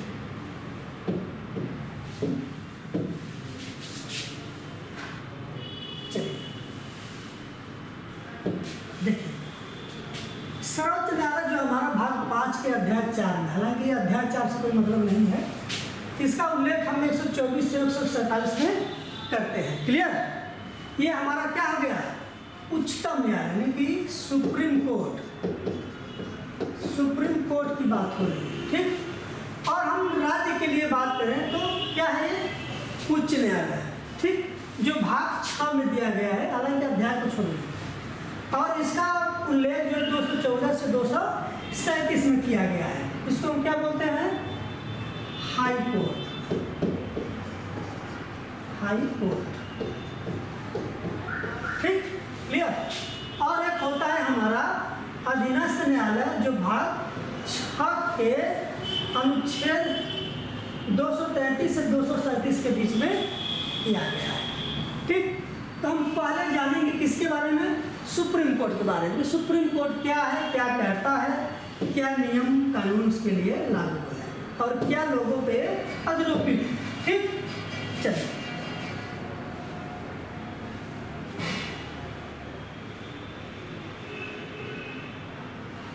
देखिए इसके बारे में। कह रहा है कि सुप्रीम कोर्ट के मुख्य न्यायाधीश की नियुक्ति राष्ट्रपति द्वारा किया जाता है, ठीक। बात सही है। जो सुप्रीम कोर्ट का मुख्य न्यायाधीश होगा उसे कौन नियुक्त करेगा? तो राष्ट्रपति नियुक्त करेगा। सुप्रीम कोर्ट के निर्णय के अनुसार मुख्य न्यायाधीश के रूप में हमेशा वरिष्ठतम न्यायाधीश को नियुक्त किया जाएगा, ठीक। यानी जो सुप्रीम कोर्ट का मुख्य न्यायाधीश होगा उसको नियुक्त करते समय वरिष्ठता का ध्यान रखना प्रमुख रूप से आवश्यक है, ठीक।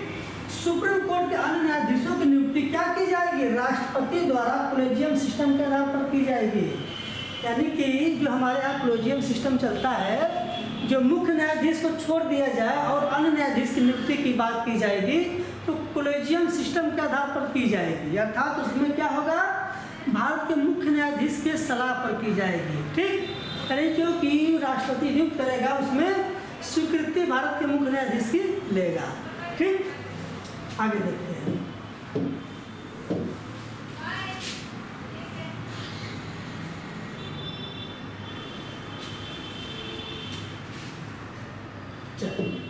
क्या होता है?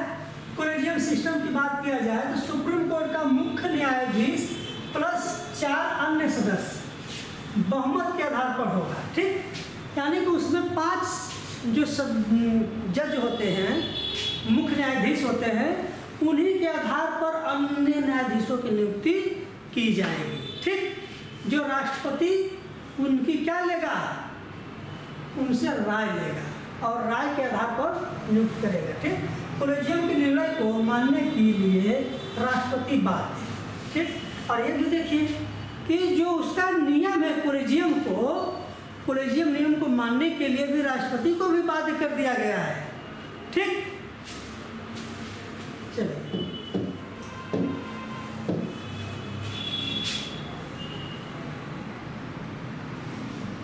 अब हाई कोर्ट की बात करने से थोड़ा सा, हाई कोर्ट के जजों की नियुक्ति भी राष्ट्रपति करता है। ठीक है ना, जो हाई कोर्ट का मुख्य न्यायाधीश होते हैं उनको भी राष्ट्रपति नियुक्त करता है, लेकिन उसके लिए क्या करना होगा, भारत के मुख्य न्यायाधीश अर्थात कह सकते हैं सुप्रीम कोर्ट के मुख्य न्यायाधीश तथा संबंधित राज्य के राज्यपाल से परामर्श के आधार पर किया जाएगा, है ना। यानी कि जो हाई कोर्ट हमारा होगा, हाई कोर्ट, उसके लिए क्या करना होगा, 2 चीज है। पहला क्या है, सुप्रीम कोर्ट के मुख्य न्यायाधीश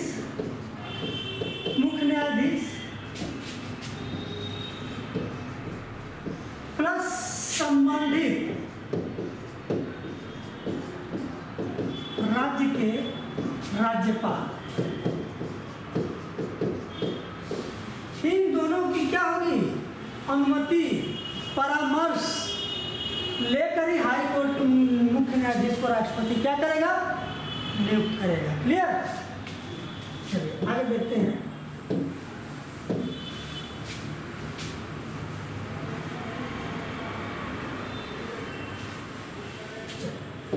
यानी सुप्रीम कोर्ट का वो कौन सा व्यक्ति होगा जिसे सुप्रीम कोर्ट का मुख्य न्यायाधीश नियुक्त किया जाएगा, अर्थात कहेंगे उसकी योग्यता क्या होगी, तो उसके बारे में देख लेते हैं। किसी हाई कोर्ट का कम से कम 5 वर्ष तक जज हो या किसी हाई कोर्ट में कम से कम 10 साल तक वकील रहा हो। ठीक, या राष्ट्रपति के राय में कानून का विशेषज्ञ हो। ठीक, यानी कह रहा है कि वह व्यक्ति भारत का मुख्य न्यायाधीश बनने की योग्यता रखेगा जो किसी हाई कोर्ट में कम से कम 5 वर्ष तक मुख्य न्यायाधीश हो, या किसी न्यायालय में, या किसी न्यायालय मतलब हाई कोर्ट में कम से कम 10 वर्ष तक एडवोकेट के पद पर रह चुका हो, अर्थात अधिवक्ता रह चुका हो, या फिर राष्ट्रपति के निगाह में पारंगत विधिवेत्ता हो। ठीक, पारंगत विधिवेत्ता का मतलब होता है कानून का विशेषज्ञ, ठीक है, जिसे कानून की जानकारी हो, उसे भी राष्ट्रपति भारत का मुख्य न्यायाधीश नियुक्त कर सकता है। ठीक, आगे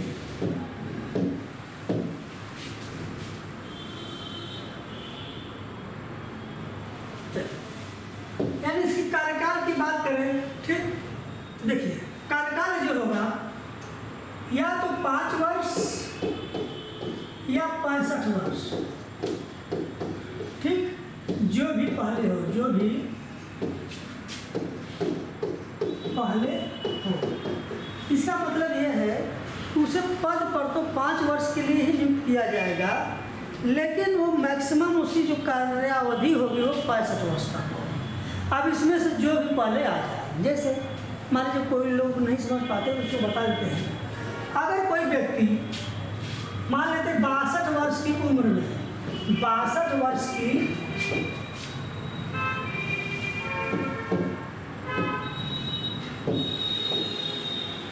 ठीक है, कोई व्यक्ति 62 वर्ष की उम्र में क्या बनता है, सुप्रीम कोर्ट का मुख्य न्यायाधीश। ठीक है ना, सुप्रीम कोर्ट का मुख्य न्यायाधीश बनता है, लेकिन 3 साल बाद क्या हो जाएगा, वो ये 65 वर्ष पूरा कर लेगा। यानी कि 5 वर्ष को पूरा नहीं कर पाया, लेकिन उसके पहले क्या हो गया, 65 वर्ष को पूरा हो गया, तो क्या हो जाएगा, नियुक्ति इस्तीफा ये सब नहीं, वो रिटायरमेंट हो जाएगा, यानी पद से अब पूर्ण रूप से हमेशा के लिए हट जाएगा। ठीक, अब 5 वर्ष का मतलब ये हुआ कि अगर कोई व्यक्ति मान लीजिए 55 वर्ष में न्यायाधीश बनता है तो 60 वर्ष में क्या हो जाएगा, उस पद से कार्यकाल उसका समाप्त हो जाएगा। यानी 5 वर्ष के लिए नियुक्त किया गया था, 5 वर्ष कंप्लीट होने के बाद वो पद से हट जाएगा। ठीक, लेकिन अगर राष्ट्रपति चाहे तो उसे पुनः मुख्य न्यायाधीश के रूप में नियुक्त कर सकता है। लेकिन 5 वर्ष के बाद वो 60 वर्ष का पूरा हो रहा है, अभी 65 वर्ष से हमारा पूरा नहीं होता है, तो भी वो मुख्य न्यायाधीश के पद पर रहेगा, लेकिन मुख्य न्यायाधीश के पद पर नहीं रहेगा। ठीक, दूसरा क्या कह रहा है, सुप्रीम कोर्ट के न्यायाधीश को सिद्ध कदाचार या अक्षमता के आधार पर संसद के दोनों सदनों द्वारा अपने कुल सदस्यों के बहुमत तथा उपस्थित मतदान करने वाले 2/3 सदस्यों के बहुमत से प्रस्ताव पारित करके राष्ट्रपति द्वारा पद से हटाया जा सकता है। ठीक, देखिए सुप्रीम कोर्ट का जो मुख्य न्यायाधीश होगा उसे असमर्थता या कदाचार की भावना में लिप्त होने के आधार पर ही संसद के 2/3 बहुमत से अगर प्रस्ताव पारित हो जाता है तो उसे राष्ट्रपति के द्वारा हटाया जा सकता है। ठीक, चलिए आगे देखते हैं।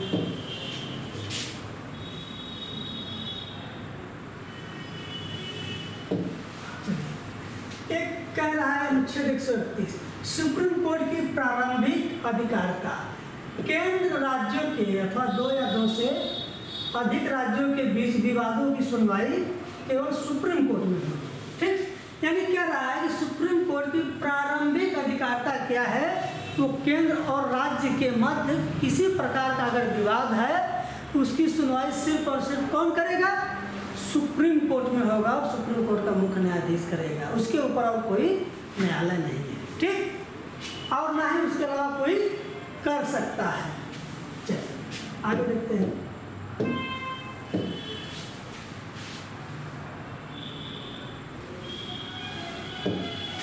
हाई कोर्ट के बारे में बात करें, हाई कोर्ट में विचाराधीन कोई ऐसा मामला जिसमें संविधान अथवा कानून की व्याख्या का प्रश्न शामिल हो, हाई कोर्ट इस प्रकार के मामले को सीधे सुप्रीम कोर्ट भेज सकता है अथवा सुप्रीम कोर्ट के ऐसे मामले में सीधे अपने पास अपील करने की अनुमति दे सकता है। ठीक, यानी क्या रहा है, हाई कोर्ट की बात कर रहा है। हाई कोर्ट को यह निर्णय है या अधिकार है कि अगर कोई ऐसा केस या कोई ऐसी परिस्थितियां आ जाए जिसकी व्याख्या वो खुद नहीं कर सकता, उन प्रश्नों पे, उन बातों को या उन विवादों को या उस अधिकार क्षेत्र को सुप्रीम कोर्ट में भेजना जो उसके अधिकार क्षेत्र से बाहर हो।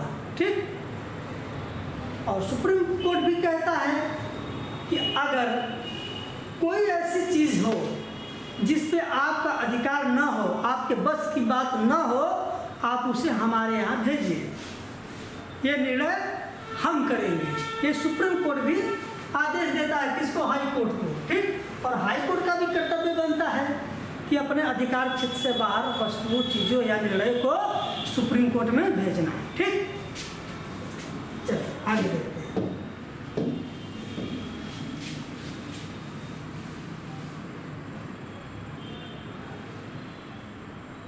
ये बहुत इंपॉर्टेंट नहीं है, है ना।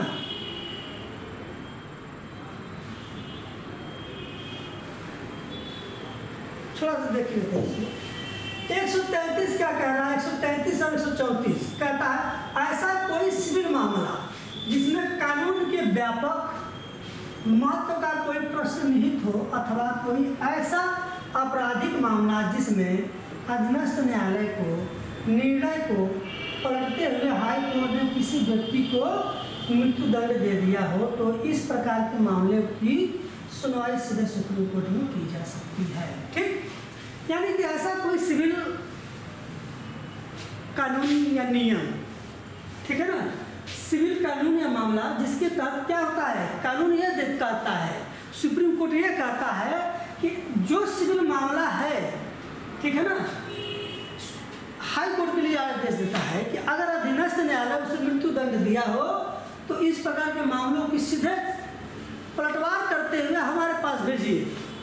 अगर अधीनस्थ न्यायालय ने किसी को मृत्यु दंड की सजा दे दी, अब उसकी अपील हाई कोर्ट में हो जाए तो हाई कोर्ट उसको पलटवार करते हुए अपना सुप्रीम कोर्ट में उस मामले को भेजेगा। यही उसको कहने का तात्पर्य है, उसके कहने का। ठीक, ये कब है? 133 और 134 के माध्यम से।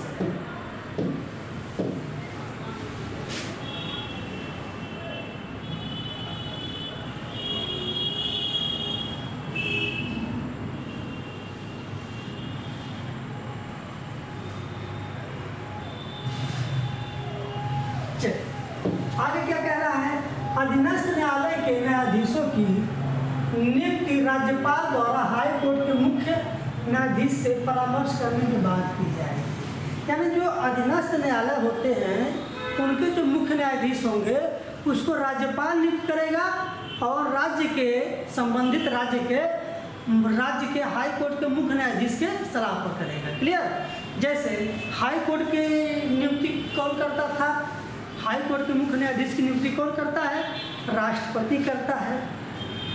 किसकी सहमति से करता है या किसके परामर्श के आधार पर करता है? तो सुप्रीम कोर्ट के मुख्य न्यायाधीश व संबंधित राज्य के राज्यपाल के माध्यम से करता है या उनसे परामर्श के आधार पर करता है। वैसे ही अधीनस्थ न्यायालय की जो नियुक्ति होती है राज्यपाल हाई कोर्ट के मुख्य न्यायाधीश की सलाह पर करेगा। क्लियर? चलिए आगे देखते हैं। जिला न्यायालय के जज की योग्यता एवं सेवा शर्तों के बारे में कानून बनाने की अधिकार विधानमंडल को है। ठीक, यानी जो जिला न्यायालय होता है उसकी योग्यता और कार्यकाल या उससे संबंधित जो भी योग्यताएं हो उसको सरकार करेगा। कौन? राज्य सरकार, राज्य विधानमंडल के माध्यम से करेगा। क्लियर? आगे देखते हैं।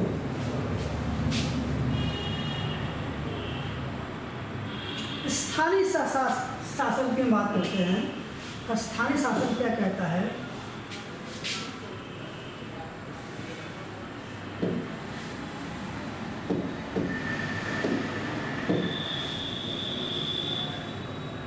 स्थानीय शासन, ठीक, यानी कि पंचायत की बात की गई है ना? पंचायत की बात की गई है।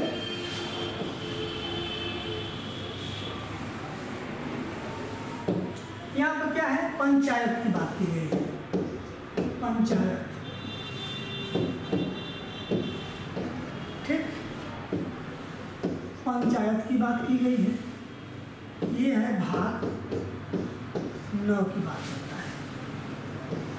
देखिए पंचायत भी 3 स्तर पे होता है ना, हम लोग जानते हैं ना, ग्राम पंचायत, छठ पंचायत और न्याय पंचायत। ठीक, उसी के बारे में हम आप जानकारी लेंगे। इसके आगे देखते हैं क्या होता है।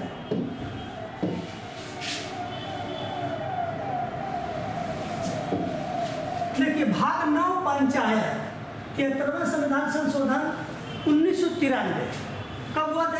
73वां संविधान संशोधन 1993 में हुआ था। ठीक, अधिनियम 1993 में इसको 11वीं अनुसूची में भी जोड़ा गया था।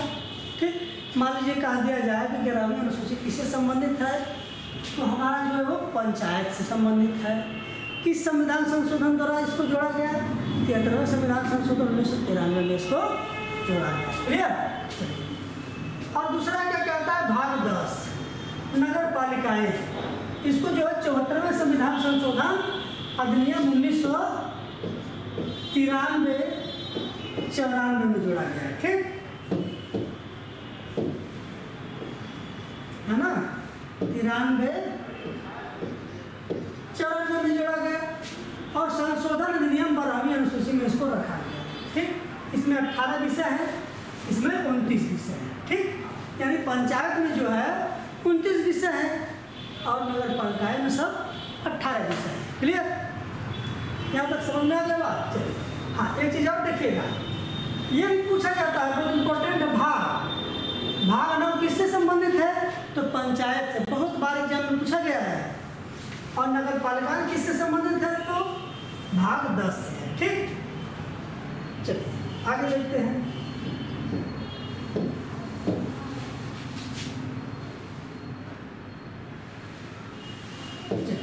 यानी जो हमारा 73वां संविधान संशोधन था उसकी प्रमुख बातें के बारे में बात करेंगे। इसमें जो त्रिस्तरीय पंचायत की बात की गई है वो ये है, ग्राम पंचायत, पंचायत समिति और जिला परिषद। ठीक, ये 3 प्रकार के पंचायतों का गठन या स्थापना करने की बात की गई है। ठीक, ग्राम सभा के गठन का प्रावधान। ठीक, ग्राम सभा किसी एक गांव अथवा पंचायत का चुनाव करने वाले गांव के समूह की मतदाता सूची में शामिल व्यक्तियों से मिलकर बनी संस्था। ये सब कहते हैं ना कि एक गांव में कितना वोटर है, उन वोटरों का ग्रुप या सामूहिक रूप ही हमारा ग्राम पंचायत होगा, जिसको हम चुन करके किसी एक व्यक्ति को हम क्या करते हैं, अपना प्रधान बनाते हैं। ठीक, आगे देखते हैं।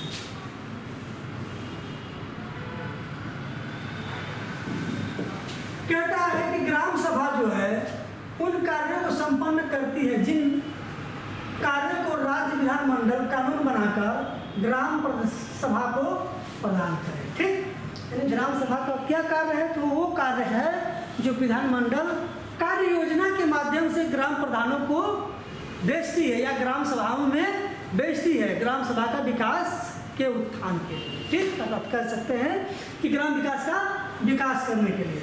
आबादी के अनुपात में SC ST के लिए सीटों का आरक्षण। अब देखिए, इसमें आबादी के आधार पर SC और ST के सीटों का भी आरक्षण है, ग्राम प्रधानी में भी, ग्राम पंचायत में भी। ठीक, 1/3 सीटें SC ST की महिलाओं के लिए आरक्षित है।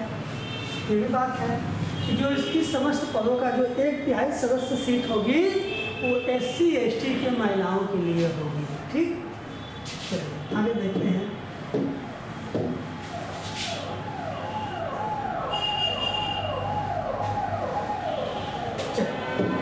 अब कह रहा है कि सामान्य वर्ग की महिलाओं के लिए 1/3 आरक्षण, यानी जो हमारे समाज में सामान्य वर्ग है उन सामान्य वर्ग की महिलाओं के लिए 1/3 आरक्षण ग्राम सभा के लिए होगा। यानी कह सकते हैं कि ग्राम प्रधान की जो सदस्य होंगी वो 1/3 जनरल की होंगी। ठीक, राज्य OBC के लिए भी आरक्षण की व्यवस्था कर सकता है। ठीक, अब देखिए यहाँ पे कह रहा है कर सकता है, जरूरत पड़ने पर। अब ऐसा नहीं कि OBC की महिलाओं को प्रधान नहीं बनाया जा सकता है, बनाया जा सकता है। ठीक, लेकिन जब चाहे विधानमंडल तभी होगा। ठीक, यानी जो विधानमंडल जहाँ जहाँ चाहेगा वहाँ होगा। कहने का मतलब है कि संपूर्ण भारत में शायद ये स्थिति लागू नहीं है, कुछ राज्यों में है, कुछ राज्यों में अभी नहीं है। ठीक, चलिए और इसका कार्यकाल कितना होगा? 5 वर्ष के लिए होगा। ये भी बात सही है। ठीक, आगे देखते हैं।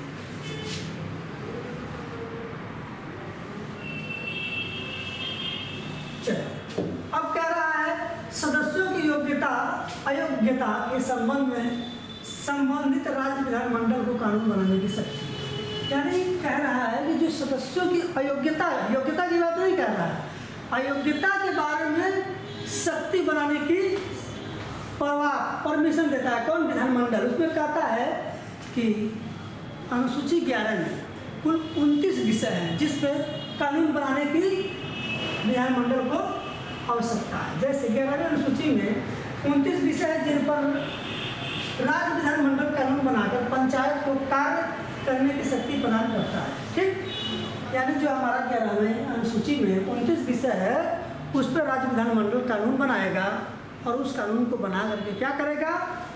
ग्राम पंचायतों को सौंपेगा जिससे वो कार्य कर सके। क्लियर? आगे देखते हैं।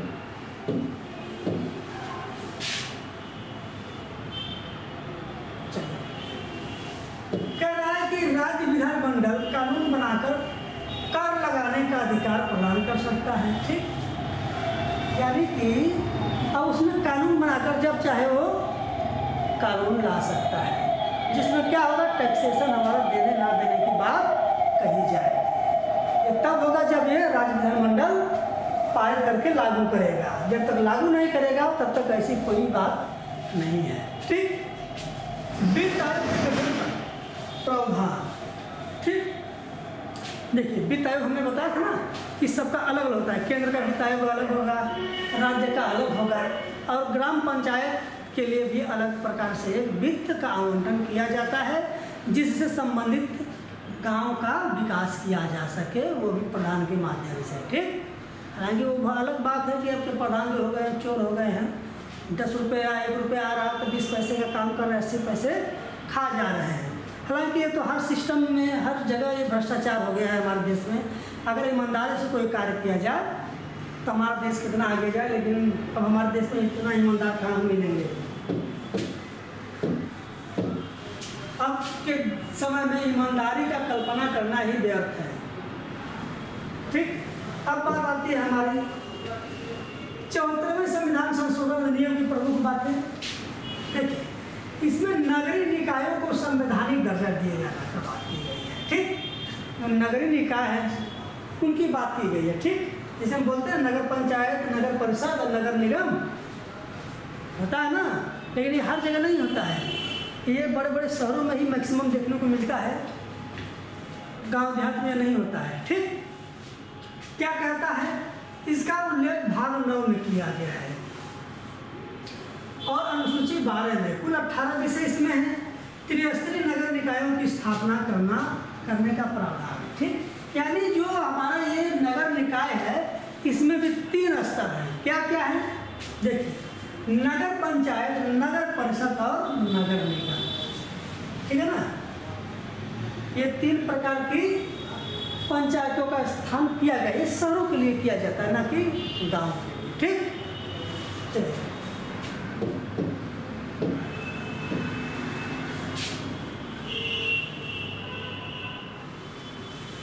आगे देखते हैं क्या कर रहा है। प्रत्येक निर्वाचन क्षेत्र को वार्डों में विभाजित किया जाएगा और इन वार्डों से प्रत्यक्ष निर्वाचित द्वारा प्रतिनिधि नगर निगम निकाय के लिए चुने जाएंगे। ठीक, यानी कि इसमें वार्ड के हिसाब से चलता है ना, कि प्रत्येक वार्ड का क्या होगा, एक वार्डन नहीं कर सकते हैं, कुछ और भी कहा जाता है कि प्रत्येक देखिए कुछ अच्छा नाम है, याद नहीं आ रहा है, कुछ है याद नहीं, चलिए छोड़िए। जैसे गांव के लिए प्रधान होता है वैसे वार्ड के लिए प्रधान होता है। ठीक, और इसका क्या किया जाएगा, इन वार्डों से प्रत्यक्ष निर्वाचन द्वारा, यानी इस वार्ड में जितने भी लोग होंगे उन लोगों के द्वारा निर्वाचित किए जाएंगे। ठीक, नगरीय प्रशासन के संबंध में विशिष्ट ज्ञान और अनुभव रखने तथा संसद तथा राज्य विधानमंडल में उस क्षेत्र का प्रतिनिधित्व करने वाला MP और MLA का प्रतिनिधित्व होगा। ठीक, क्लियर है ना, यानी कह रहा है कि नगरीय प्रशासन के संबंध में विशिष्ट ज्ञान और अनुभव रखने वाले हैं सब, जिसको हम सांसद या सभासद कहते हैं ना, विधानमंडल, वो जो उनके MP MLA होंगे उन्हीं के माध्यम से इनका चुनाव किया जाएगा। ठीक, चलिए आगे चलते हैं।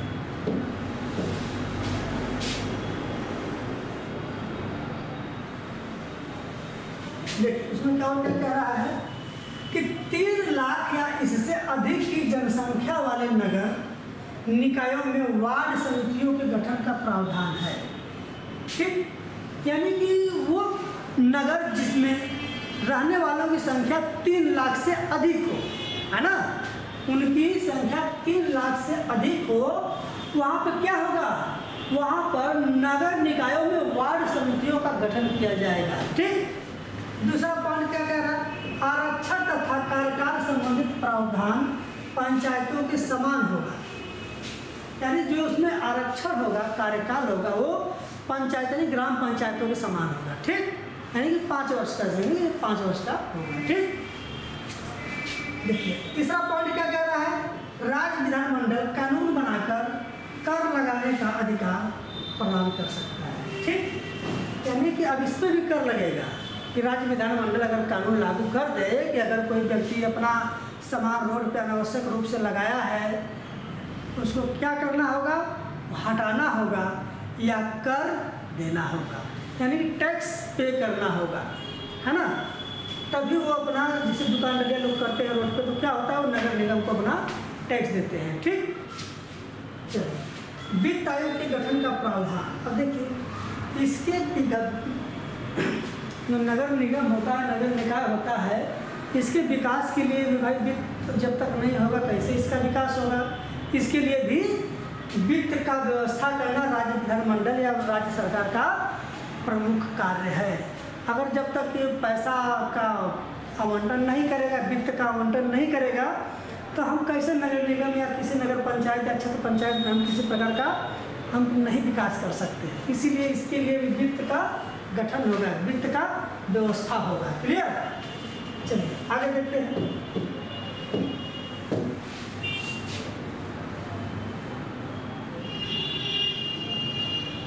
हालांकि जिला नियोजित समितियां इसको देख लीजिएगा, बस हम थोड़ा सा बताते हैं कि केंद्र सरकार, राज्य सरकार जिला नियोजित समिति और तहसील ब्लॉक स्तर पर होता है और ग्रामीण स्तर पर नगर के वार्ड का। ठीक, यानी अगर बात करें तो केंद्र सरकार, राज्य सरकार, केंद्र के अधीन राज्य के अधीन अपना जिला नियोजन समिति होगा और तहसील के अंदर ब्लॉक, ग्रामीण और नगर वार्ड, ये सब हमारा क्या होगा, जिला नियोजित समितियाँ होंगी। ठीक, आगे देखते हैं।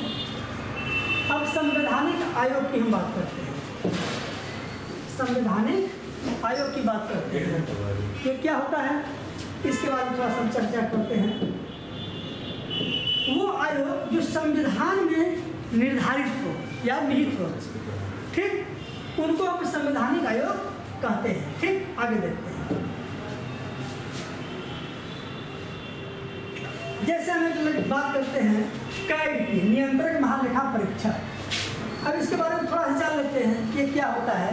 इसको राष्ट्रपति नियुक्त करता है अनुच्छेद 148 के तहत। ठीक, 148 के तहत कहा गया कि अनुच्छेद 148 में ये कहा गया कि भारत का नियंत्रक महालेखा परीक्षक होगा, जिसको क्या करे, कौन नियुक्त करेगा, राष्ट्रपति नियुक्त करेगा और इसका कार्यकाल 6 वर्ष का होता है और ये राष्ट्रपति के प्रसाद पर्यंत अपना पद धारण करता है। ठीक, और इसका प्रमुख कार्य क्या होता है, केंद्र और राज्य के मध्य समन्वय स्थापित करना। ठीक, और ये क्या है, 6 वर्ष और 65 वर्ष इसका क्या होता है, कार्यकाल होता है। कैग अपने पद से उन्हीं आधारों और उसी प्रक्रिया द्वारा हटाया जा सकता है जिसके द्वारा सुप्रीम कोर्ट के न्यायाधीश को हटाया जाता है। ठीक, आगे देखते हैं।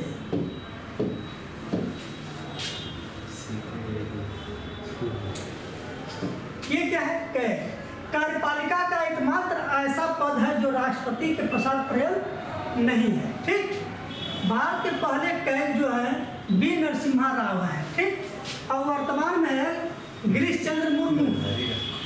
ठीक, जो प्रथम कैग हमारे थे, यानी कि भारत के नियंत्रक महालेखा परीक्षक एग्जाम में पूछा जाता है, वो बी नरहरि राव हैं और जो वर्तमान में हमारे वो गिरीश चंद्र मुर्मू हैं। ठीक, चलिए आगे देखते हैं।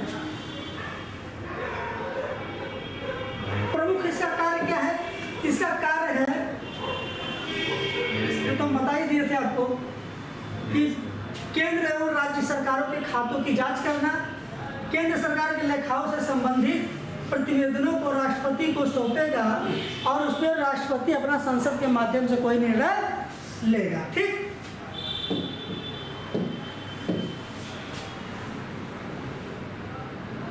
चलिए महान न्यायवादी देखते हैं क्या है। महान न्यायवादी क्या होता है, इसका उल्लेख संविधान के अनुच्छेद 76 में किया गया है और यह भारत का प्रथम विधि अधिकारी होता है जो राष्ट्रपति के प्रसाद पर्यंत अपना पद धारण करता है और ये भारत सरकार का वकील एवं कानूनी विशेषज्ञ, इसको कह सकते हैं भारत सरकार का कानूनी सलाहकार होता है। ठीक,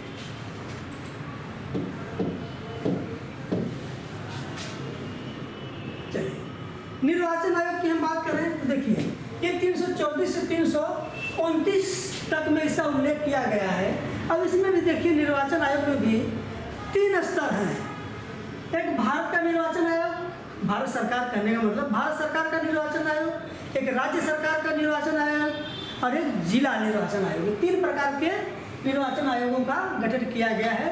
जो भारत सरकार के निर्वाचन आयोग का होता है उसको राष्ट्रपति नियुक्त करता है, जो राज्य सरकार का होता है उसे राष्ट्रपति राज्य के संबंधित राज्य के राज्यपाल के माध्यम से करता है। ठीक, समझ में आ गया?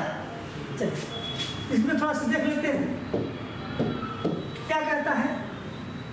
नियुक्ति राष्ट्रपति द्वारा होगा। प्रमुख कार्य क्या है? राष्ट्रपति, उपराष्ट्रपति, संसद तथा राज्य विधानमंडलों के निर्वाचन करवाना तथा मतदान सूची तैयार करना। ठीक, और निर्वाचन आयोग का कार्य है क्या करना है कि मतदान करना नहीं करवाना। वो अगर केंद्र की बात हो तो लोकसभा के माध्यम से, राज्य की बात है तो राज्य विधानसभा के माध्यम से, अगर ग्राम की बात हो तो ग्राम पंचायत स्तर के माध्यम से चुनाव करवाएगा। ठीक, संरचना संविधान में स्पष्ट नहीं है, वर्तमान में त्रिस्तरीय है, यानी इसके 3 स्तर जो हमने अभी आपको बताया है। ठीक, आगे देखते हैं। चलिए इसके कार्यकाल की बात करें तो इसका कार्यकाल निर्धारित नहीं है। पद मुक्ति का मतलब संसद द्वारा उसी प्रकार या उसी पद के माध्यम से हटाया जाएगा जिस तरह से सुप्रीम कोर्ट के मुख्य जज को हटाया जाता है। ठीक,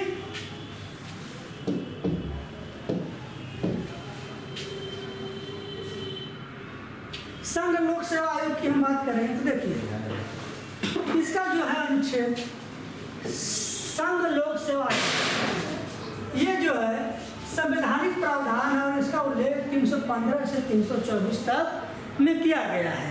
ठीक, और नियुक्ति की बात की जाए तो राष्ट्रपति और संबंधित राज्य के राज्यपाल की बात हो रही है। ठीक, यानी हम कहते हैं ना IAS, उसको कौन नियुक्त करता है तो राष्ट्रपति नियुक्त करता है। PCS, तो PCS को कौन नियुक्त करता है, उसको नियुक्त करने का काम राज्यपाल का है। अब बात आए कि भाई उसको तो हम परीक्षा से पास करते हैं, तो परीक्षा से जरूर हम पास करके जाते हैं, लेकिन पास करने के बाद भी हमको नियुक्त किया जाता है। अगर PCS है तो राज्यपाल द्वारा, IAS है तो राष्ट्रपति द्वारा। ठीक, प्रमुख कार्य की बात किया जाए तो संघ राज्यों के लिए प्रतियोगी परीक्षाओं के आधार पर लोक सेवकों की नियुक्ति करना। ठीक, क्लियर? संरचना एक अध्यक्ष और राष्ट्रपति द्वारा नियुक्त अन्य सदस्य। ठीक, एक चीज ध्यान दीजिएगा, जो IAS होता है तो सभी IAS की बात नहीं कर रहा है, ये लोकसभा के अध्यक्ष की बात करता है। और लोक सेवा आयोग का अध्यक्ष वही होता है जो पूर्व में IAS के पद को धारित कर चुका होता है। ठीक, आगे देखते हैं। कार्यकाल की बात किया जाए तो उसका कार्यकाल 6 वर्ष व 65 वर्ष की आयु तक के लिए उसे नियुक्त किया जाता है। ठीक, राज्य लोक सेवा आयोग के सदस्यों का कार्यकाल भी 6 वर्ष व 62 वर्ष का होता है। ठीक, यानी अगर कहें तो 6 वर्ष होता है और 65 और 62 वर्ष होता है।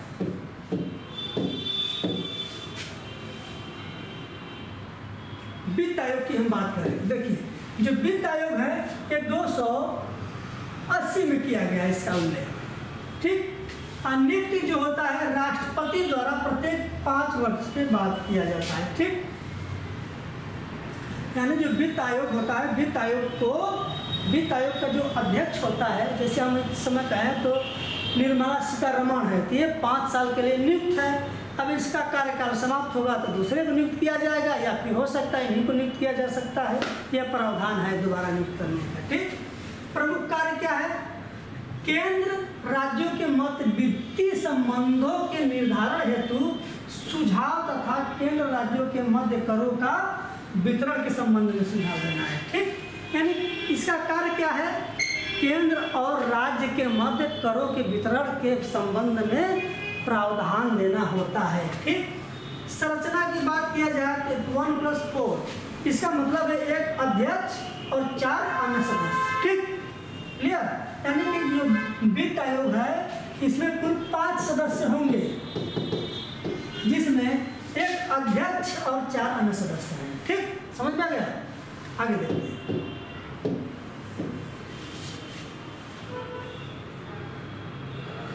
ये हालांकि बहुत ज़्यादा जरूरी नहीं है, इसको देखते हैं, आगे बढ़ते हैं।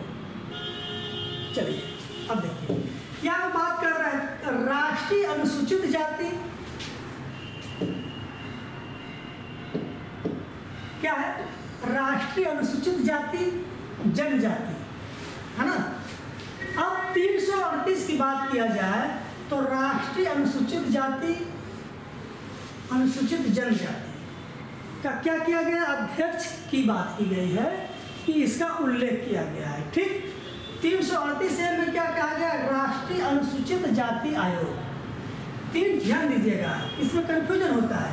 338 में एसटी, ऐसे समझिए, 338 एसटी और 338 एससी की बात की गई है, ठीक है। थोड़ा कलर दूसरा लेते हैं, सब दिखाई नहीं दे रहा है, ठीक। क्या कह रहा है? 338 जो है एसटी और 338 ये क्या कह रहा है? हमारा एसटी। इसको ध्यान दीजिएगा कि इनके संबंधित, इनके उत्थान, इनके विकास के लिए एक आयोग होगा, ठीक। चलिए, और इसको 89वां संविधान संशोधन 2003 के द्वारा जोड़ा गया था। यानी इसके पहले सिर्फ एसटी का ही आयोग हुआ करता था। 2003 में जो है हमारा एससी का भी आयोग जोड़ दिया गया, ठीक। एससी होगा। क्या है प्रमुख कार्य? शेड्यूल कास्ट और शेड्यूल ट्राइब के कल्याण तथा उनके अधिकारों के संरक्षण के लिए सिफारिशें देना, ठीक। यानी जो एससी एसटी के लोग हैं, इनके पिछड़ेपन या इनसे संबंधित जो भी समस्याएं होंगी उसकी सिफारिश भारत सरकार या राज्य सरकार को देने का है, ठीक।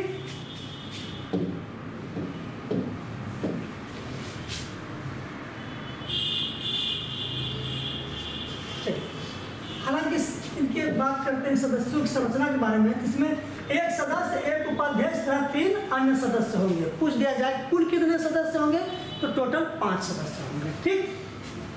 और इसका कार्यकाल कितना होगा? 3 वर्ष के लिए होगा, है ना। चलिए आगे देखते हैं। अंतरराज्यीय जल निधि, अंतरराज्यीय जल निधि विवाद, ये अनुच्छेद 262 में, इसमें क्या कहा गया है समझ लीजिएगा कि अगर 2 या 2 से अधिक राज्यों के मध्य किसी नदी के द्वारा या नदी के जल को लेकर विवाद है, उसका निपटारा कौन करेगा? उसके न्यायिक कार्य में जो हमारा है वो सुप्रीम कोर्ट का मुख्य न्यायाधीश उसके विषय में अपना निर्णय देगा, जो संसद के माध्यम से सुप्रीम कोर्ट में जाएगा, ठीक। आगे देखते हैं।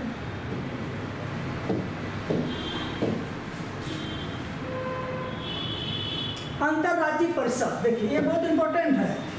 इंटर स्टेट काउंसिल, ठीक है। इंटर स्टेट काउंसिल की बात की गई है 263 में। इसमें क्या कहा गया है कि राष्ट्रपति द्वारा विभिन्न राज्यों तथा केंद्र एवं राज्यों के मध्य उत्पन्न गतिरोधों को दूर करने या आपसी विचार विमर्श के लिए एक अंतरराज्यीय परिषद का गठन करेगा। कहने का मतलब यह है कि राष्ट्रपति द्वारा एक अंतरराज्यीय परिषद का गठन होगा और उसका कार्य क्या होगा कि केंद्र एवं राज्य के मध्य उत्पन्न किसी प्रकार के गतिरोध या विवाद हो, उसको सुलझाने का कार्य अंतरराज्यीय परिषद करेगा, ठीक। जिसका उल्लेख 263 में है।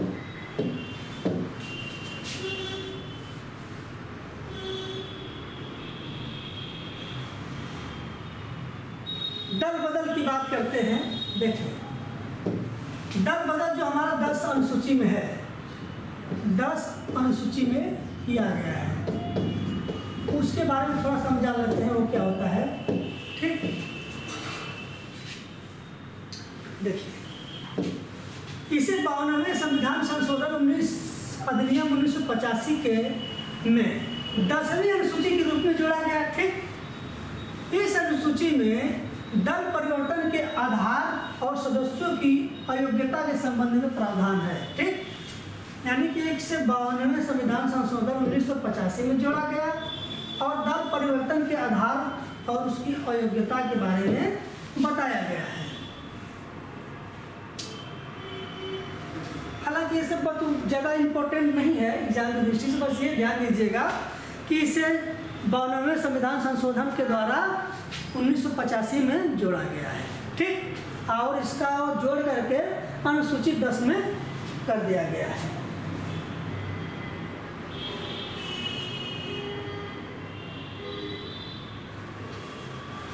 अब थोड़ा सा इसको जान लेते हैं कि इसकी अयोग्यता का निर्धारण कौन करेगा? सदन का अध्यक्ष, यानी दल बदल के संबंध में सदन के अध्यक्ष द्वारा दिए गए निर्णय को न्यायालय में चुनौती दी जा सकती है। जैसे एक वाद है कि होतो की होलन मामले में सुप्रीम कोर्ट का एक निर्णय आया कि इसमें कैसे या किस प्रकार से सदस्यों को हटाया जा सकता है या उसकी अयोग्यता को निर्धारित किया जा सकता है। चलिए आगे देखते हैं।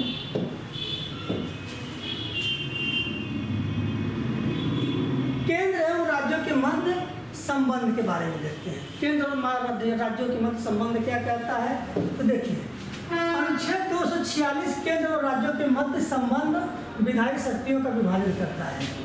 अनुच्छेद 246 फर्स्ट क्या कहता है कि संघ सूची के विषय पर संसद को कानून बनाने का अधिकार, और अनुच्छेद 246(2) क्या कहता है कि समवर्ती सूची के विषय पर संसद तथा राज्य विधानमंडल दोनों का कानून बनाने का अधिकार।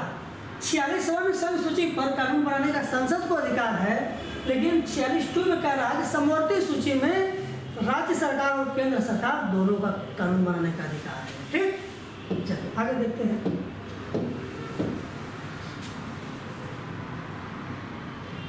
तीन में क्या कहता है? 3 में कहता है राज्य सूची के विषय पर राज्य विधानमंडल को कानून बनाने का अधिकार, ठीक। यानी कि फर्स्ट में केंद्र सरकार द्वारा संघ सूची में, 2 में समवर्ती सूची में दोनों के द्वारा, और 3 में कह रहा है कि राज्य सूची के विषय में राज्य सरकार का कानून बनाने का अधिकार। और 48 क्या कहता है? 248 की अवशिष्ट सूची के विषय पर सिर्फ संसद कानून बनाने की विधि। अवशिष्ट का मतलब हम कह सकते हैं कि उन चिट्ठियों को जो अनावश्यक रूप से जोड़ी गई हो उनको उस पर कानून बनाने का अधिकार सिर्फ और सिर्फ केंद्र सरकार को है, ठीक। चाहे वो किसी भी सूची की बात हो। आगे देखते हैं।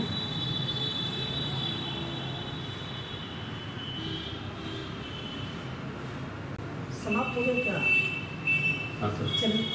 चलिए आज हमारा एक दूसरा सेशन था जो भारतीय संविधान का एक पार्ट हमने पहले बना दिया था। आज ये दूसरा पार्ट था। उम्मीद करता हूँ कि क्लास आपको पसंद आई हो। पसंद आई तो लाइक, सब्सक्राइब और शेयर करना ना भूलें, ताकि जब भी हम कोई वीडियो बनाएं उसका नोटिफिकेशन जाए पहले आपके पास।